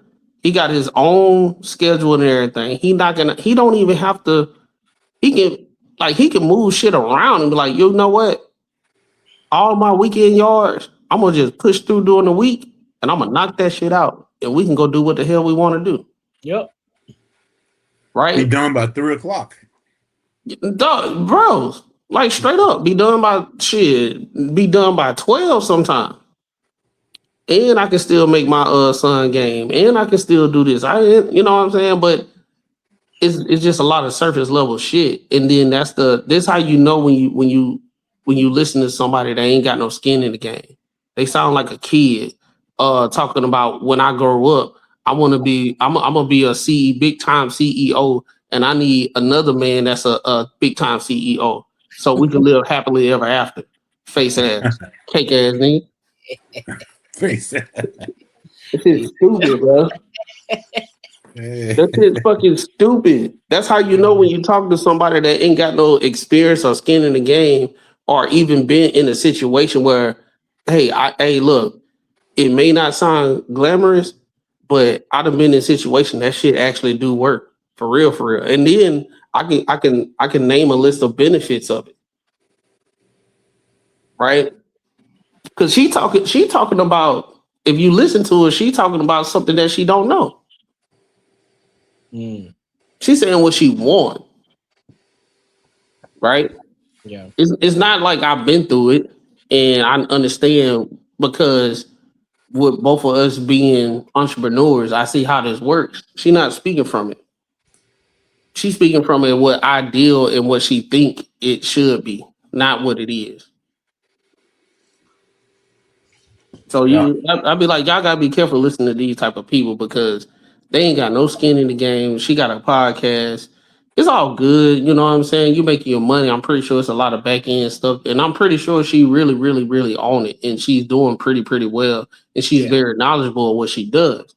But at the same time, she's not knowledgeable of making it work with if you want to be in a relationship. If you don't want to be in a relationship, all good, fine. But if you're saying that you do, you're giving information to other women, and they saying the same shit, and you don't even got the results. I think it's almost like a fucking like a book that they read, and this, but it's almost like the interpretation of how men function. It's like, but it's totally opposite. They think like because it's almost like you look at like almost like a movie, like the way they look at it. I'm a man, I fucking make all this money, bitch. You do what the fuck I want you to do, and blah blah blah. And literally, that's how they function in reality, and not one man functions like that, you know. And but they think that you get a job, you make a lot of money, and that is the attitude you have to have, which is fucking crazy as fuck, bro. No, what it is, they live in the Disneyland kind of like Disney kind of mindset, even though they chirp the same type of like talking points and idealism of like what should be. They practicing it and they're not getting the results, but everybody looking at the possibility instead of the probability. So they always latch on the possibility because I want to show y'all that I did it my way and I was right and y'all was wrong. And it fucking worked. But what's going on? You have all these women that keep on doing the same thing and they keep on having these horror stories. And then they saying, well, it's the man's fault. It's like, no, the men sitting here telling y'all, hey, y'all might need to, like, literally, we give them a book every fucking day. Like, it's not even a man code no more because we so tired. Like, the man code don't even need to exist anymore. Think about this, Courtney. The man code don't even need to exist because they still not going to listen. The women still not going to listen. We can literally sit here and give them the whole game. We can say, hey, when we get to the club, we see the big girl in the middle. She gonna block every opportunity that all of us got. Somebody need to take the L tonight. Okay, you gonna take the L? He ain't tripping. He take the L, distract her, so all her friends can go have a good time, and all of us talk, and we get numbers, and we do what we gotta do. We give them the whole play. Yeah. Guess what they gonna do? They gonna feel some type of way because of what we said. So now we having a whole conversation about how they feel about what we said instead of an actual situation. Yep. Right. So now we misogynistic. We just want to have sex. We don't understand women's feelings. We manipulators and all that type of shit. Instead of telling y'all, look, this how it goes. So y'all be careful when y'all go out and all this stuff. Look out for this stuff because there's dudes out there that play this game and then this, that, and X, Y, and Z. They so worried about what we said and attacked it, then just be like, okay, I'm gonna look out for that shit next time. Yeah. Nah. Y'all, me and y'all did that at the X, Y, and Z. We don't even have to have a man code because they not gonna fucking listen. We give the game every single day. But they don't want to listen to it because they want to be a part of the fairy tale. I want my man. And then actually when they get that dude that they say they want, they can't even handle it because they never been in the situation. They never even been exposed in it. They didn't even have it in their household when they was growing up. They don't even know how to act. A real man this, a real man that. Did you grow up with your dad? Nah. Okay, how do you know? How you know what you saying works? Because why? Because a real man is supposed to do it. If you taking me out, you supposed to pay for my babysitter because you took the time to take me out. You got to prove to me. Come on, bro. That's real man shit. So, yeah, dog. What she said is cool. It's cool, but and another thing, and I'm gonna shut the hell up. You know, I've been watching. I've been having a lot to say, but I had to what these women don't know what they doing. They tarnishing their digital footprint, and the men that they say that they want is actually they only worried about the boogeyman, and they think only the boogeyman is watching. But the men that they actually want, they watching too. So guess what? The men that they actually want, they watching too. And because they watching too, and if they do call them out on that type of stuff, then they're gonna turn that man into the boogeyman too. So they never gonna find that dude because they don't have the accountability for themselves for the shit that they saying. So you got the boogeyman and you got the men that they actually want that could be that man. But if they listen to you and saying the bullshit that you saying and they disagree, they turn that good man into the boogeyman too. So it's like a ever revolving door that she gonna keep on turning men into boogeyman. And it ain't even that serious. You just be saying some dumb shit that sound good, and the women do this shit. And they ain't even the right way to do it. It's this. Like I taught that. I taught it on here some time ago, and they keep doing this. Yeah. And then the indicator when I see women do this, when they do this, I fundamentally understand that you don't listen to shit. You don't listen for you don't listen for context. You don't listen for this. You don't be like, hold up, that sound kind of crazy, don't y'all think? No, it ain't none of that. A chick would literally say, if a man take you out, he got to spend at least $1,000. Clock it. Yeah. What's that? It's a show. I ain't gonna name it because we getting to that point. But it was this show where the chick was like, a chick came up and said that she had an oil change and it was $150. The dude gave her $100, and she was like, "Is that an issue?" Long story short, one of the panelists said, "Well, if you gave me $100, you fell short. I'm trying to see how you gonna fall short and other shit in the relationship." And all the girls start doing this shit like it made fucking sense. I'm like, bitch, that's your car. Like, bitch, that's your car. Why you ain't got $150 for your own fucking oil change? And at the same time, he gave you $100, and you didn't tell him how much it cost. You just expected him to just give you $200 so you can get your oil change and go get you $50 lunch. $50 lunch. $50 lunch. Hey. So man, that's my rant on that whole thing, because I'll be hearing a whole bunch of chicks be saying that stuff and they don't know what they be talking about. They never saw it, they never smelt it, they never tasted it, they never experienced it. It's just a Disney thing in their mind how things should go. True. That's why that's the reason why we in a situation now that even when they get that man, guess what? You're gonna have a bitch coming out talking about with a book, talking about how to leave a good man. It's a whole movement, how to leave a good man. And then when the whole superhero get allegedly cheat on, then they create a movement talking about we gonna cheat on our men first. You hear how bird brainish this shit is, though? How far it goes? It's shit crazy. So get back. He is like, what the fuck? This some bird brain shit. Oh, and then some chick said, I wish that I would have got cheated on for Meg Thee Stallion before she got cheated on. I heard about that stupid shit. So she said she'll sacrifice herself from her Lord Jesus Christ and Meg for her to get cheated on with her man, then Meg get cheated on.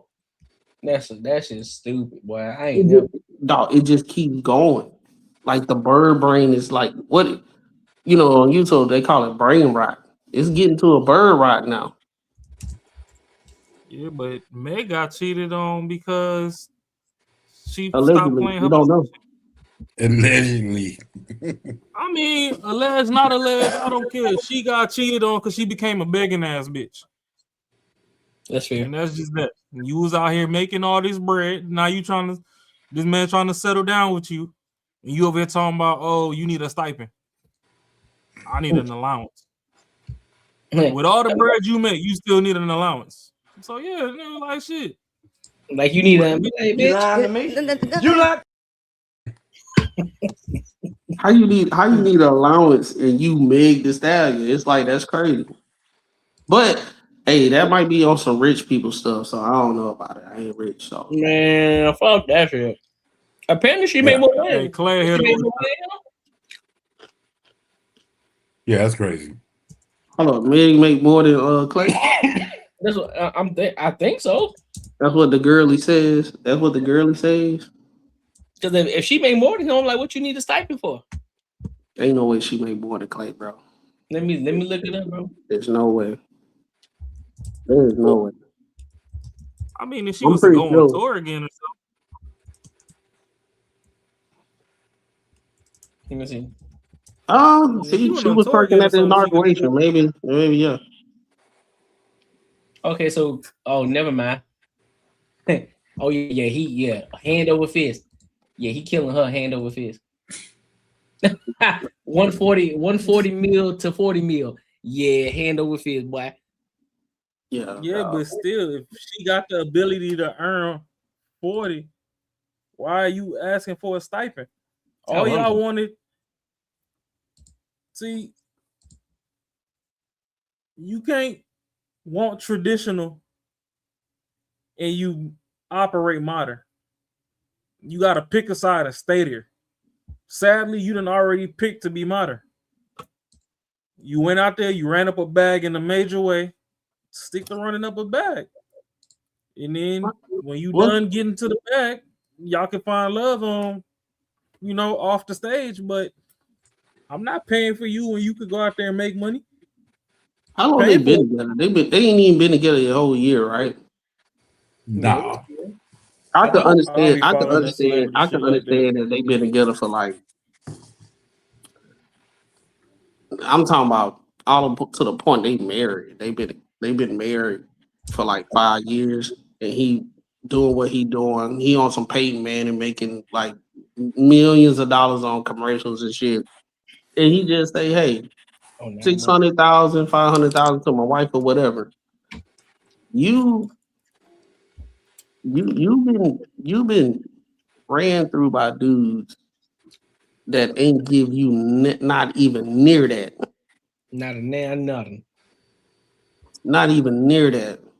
And because I don't know. Not a nan nothing. Well, my thing is not allowances. Nah. And this might just be my humble opinion, but allowances is for bitches that don't go to work. So if you got a job and you adamant about being at your job, then what the fuck am I giving you allowance for? Bitch, go run up the bag.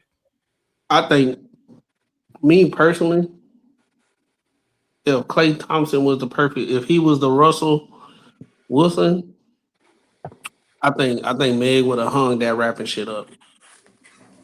Oh yeah, for sure. I think that's what she probably was thinking about. I promise you, if that was the case, if he was the Russell Wilson, she would have hung that shit But up. here's the thing, though. He don't need to be Russell, though. I disagree. What I'm saying is, if he like didn't cheat allegedly or whatever, took her and married her and all that type of stuff and all that stuff, you would not even she would have hung it. She just would have been a brand, and she would have been like, "I'm good." She wouldn't even be rapping anymore. I'm good. Welcome to the good. Because even Sierra's still dropping songs, so I disagree. And you see how that happened when she started talking about that single shit, and the women started getting on her ass like, "Shut up, you got Russell." Hold on. Does Meg have kids? No. Not a one. Yeah, they back in the sky. She put return to sender. That's crazy. That's crazy. Or maybe she got gave it to the baby daddy. You know? Well, that shit got dark fast. Boy, what? Like that shit was out of nowhere. Shit. Yo, hey, we gotta get that one meme. Hey, y'all know that one meme with a dude? He got the he got the suit on. He got the fro. He outside like in the doorway, and the dog started barking. He's like, "Shut up!" Oh yeah, I know what you're talking about. He thought he was fresh.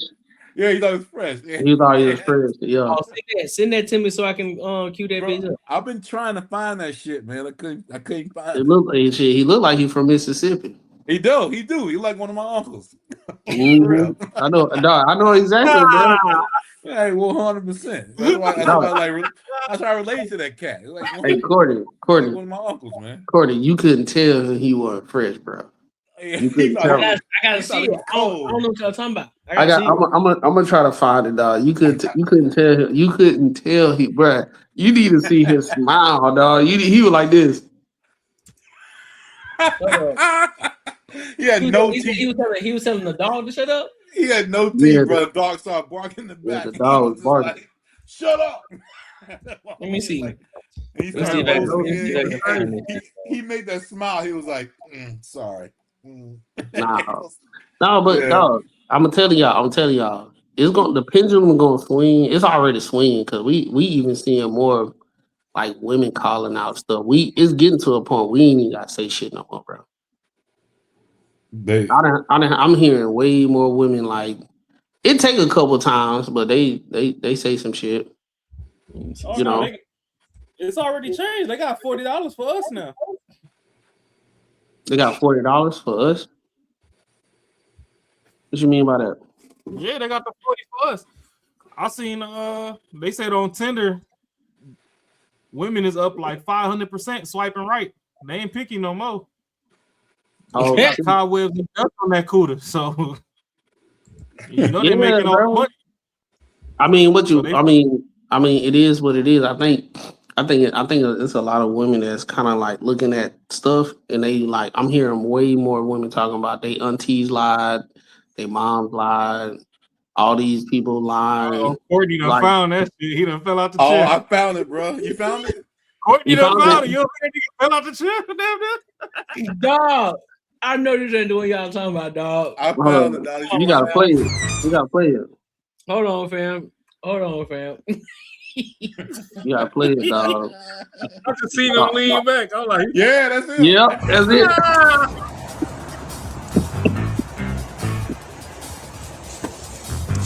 Hey, Bruce Lee. Shut up. That's wild work. He said, nah.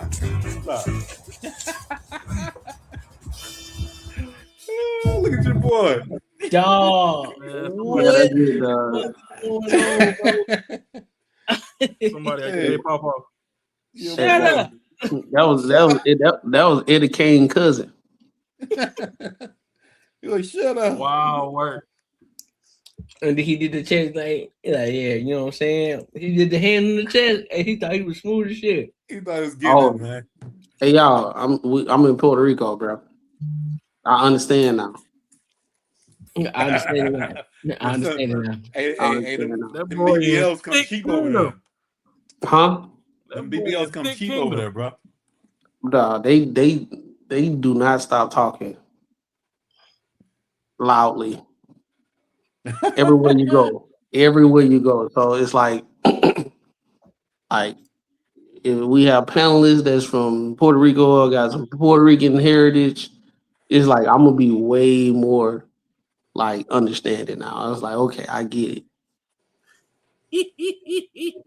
I get it. They keep talking. Oh, they don't play no games over here either, boy. They gonna get your ass next show, pause. Oh yeah, they on your head. Oh no, I'm giving them props. I'm just saying, I'm like, I get it. I'm here. I understand. They don't play no games, dog. Yeah, they real communal. I'm gonna tell you, they food 100% though. Are you smacking with what you eating over there? No, I had the best Mongolian Chinese food in my life. Wait, In what? Puerto Rico? Mongolian Yeah. Chinese? Come on, man. Yes. Come on, man. Come on, man. You can't do that. Better ingredients, better pizza. Papa John's. No, hands down. I think This motherfucker said, I went to Mexico, got the best hamburger I've ever had in my life. no, I had a Puerto Rican food too. But I'm just saying. Hey, Smacking over, huh? I can't even eat Chinese food like for real no more. It's not gonna be the same. We talking about food. It's official. You seen Asho Speed? He in Jamaica. Yeah. Yeah, he out there with his turn- dad, and they went to KFC. Remember, I was telling y'all, KFC in Jamaica is the best in the world. That nigga Daddy word. Dan was gonna cry on screen. Hell yeah. Oh, we had churches. We had churches out here too. Well, they ain't gonna do nothing for me because I can't eat it. You can. You gotta go. I mean, that's what I'm saying. Like, it ain't gonna do nothing for me right now. I can't go. I can't just DoorDash it. What you mean? From Puerto Rico. Fuck that DoorDash. Let's take a trip. Shit, well, they're gonna have to pay for my retirement fund and on YouTube.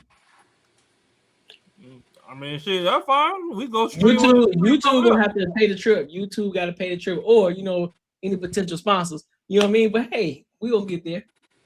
We gonna get there. Okay. You just gotta go. You tell Uncle Sam this was business. Listen, you feel me? Biz naives. Shout out to Terry, man. Shout out to Terry. They've been locked in for a minute. Terry, let me ask you a question. I got to be honest with you because I don't know. Because I know some Terrys. They can be a boy or a girl. So I got to get confirmation. Are you a girl? Hey, Terry. That boy Mac out there with some shit thicker than Atlanta. He said thicker than Atlanta. He said like Terry, like crew. Nah, Puerto Rico, bro, it's dope out here. You gotta come. You gotta come here like a couple times. Like you gotta make multiple trips. You ain't gonna be able to see everything in one trip, bro. It's a lot. Okay. We locked in now for real now, Terry. I got you. So Terry, boy, girl, what? Girl, she a woman, bro. She said, no, she ain't no girl. She a woman. Woman.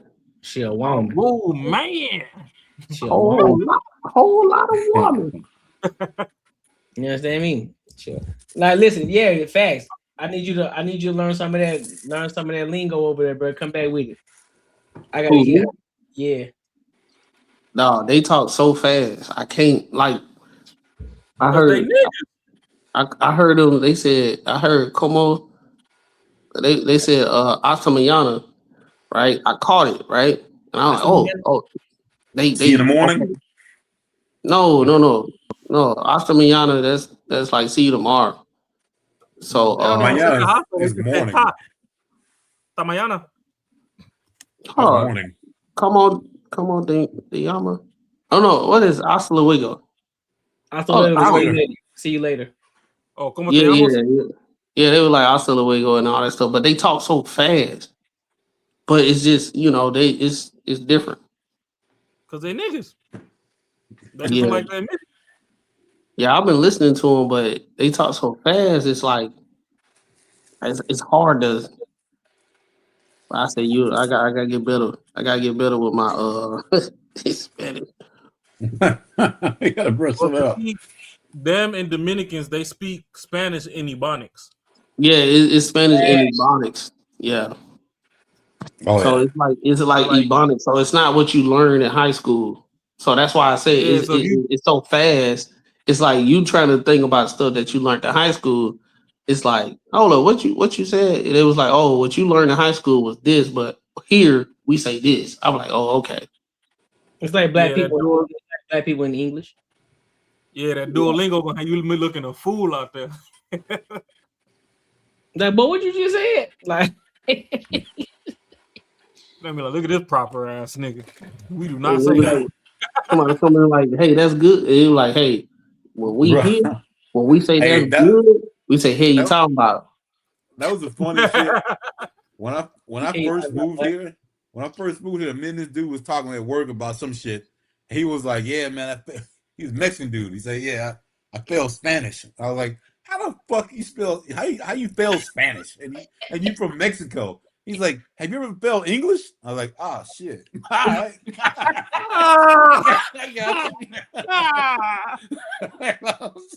I was like, "Damn, bro." No. Swallowed up. Have you ever been swallowed up? Straight relatable.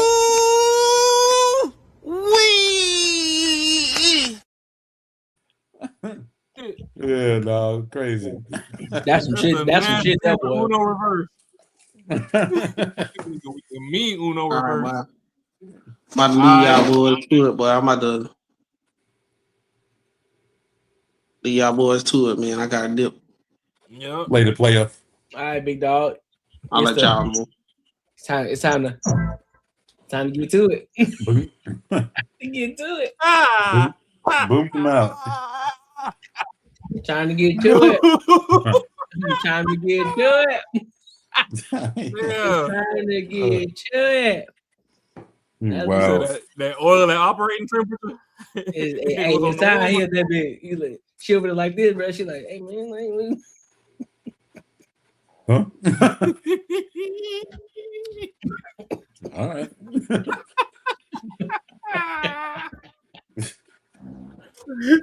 Yeah. Your food is stupid. Oh, shit. bro, y'all that crazy as hell, boy. Listen, man. That man out there having the time. Man, yeah. Hope you man. Enjoy your time, big dog. Enjoy your time over there. You know what I'm saying? Don't pull out your phone as much. Enjoy the experience. Fuck the phone. People don't care. Like, listen, don't nobody care about them. Nobody care about the photo, man. Fuck all that. Just enjoy the experience. Hey, you cammed up. That's a business trip now, but I ain't talking too loud. Yeah, anytime. Yeah. You know what I'm saying? You can. Definitely is a business trip. Shout out to you. You working too loud. You working. You know what I'm saying? You came on camera for about a good hour. You know what I'm saying? I was out there doing some research. You feel me? There you go. You know what I'm saying? After reporting from the PR, you know, that's all you do. You reporting back to the company. It be what it is. But hey, man, make sure y'all like, comment, subscribe for the algorithm. Make sure y'all hit the bell notification. Appreciate y'all for coming and kicking with us. You know what I'm saying? We appreciate Chaotic Truth for coming through.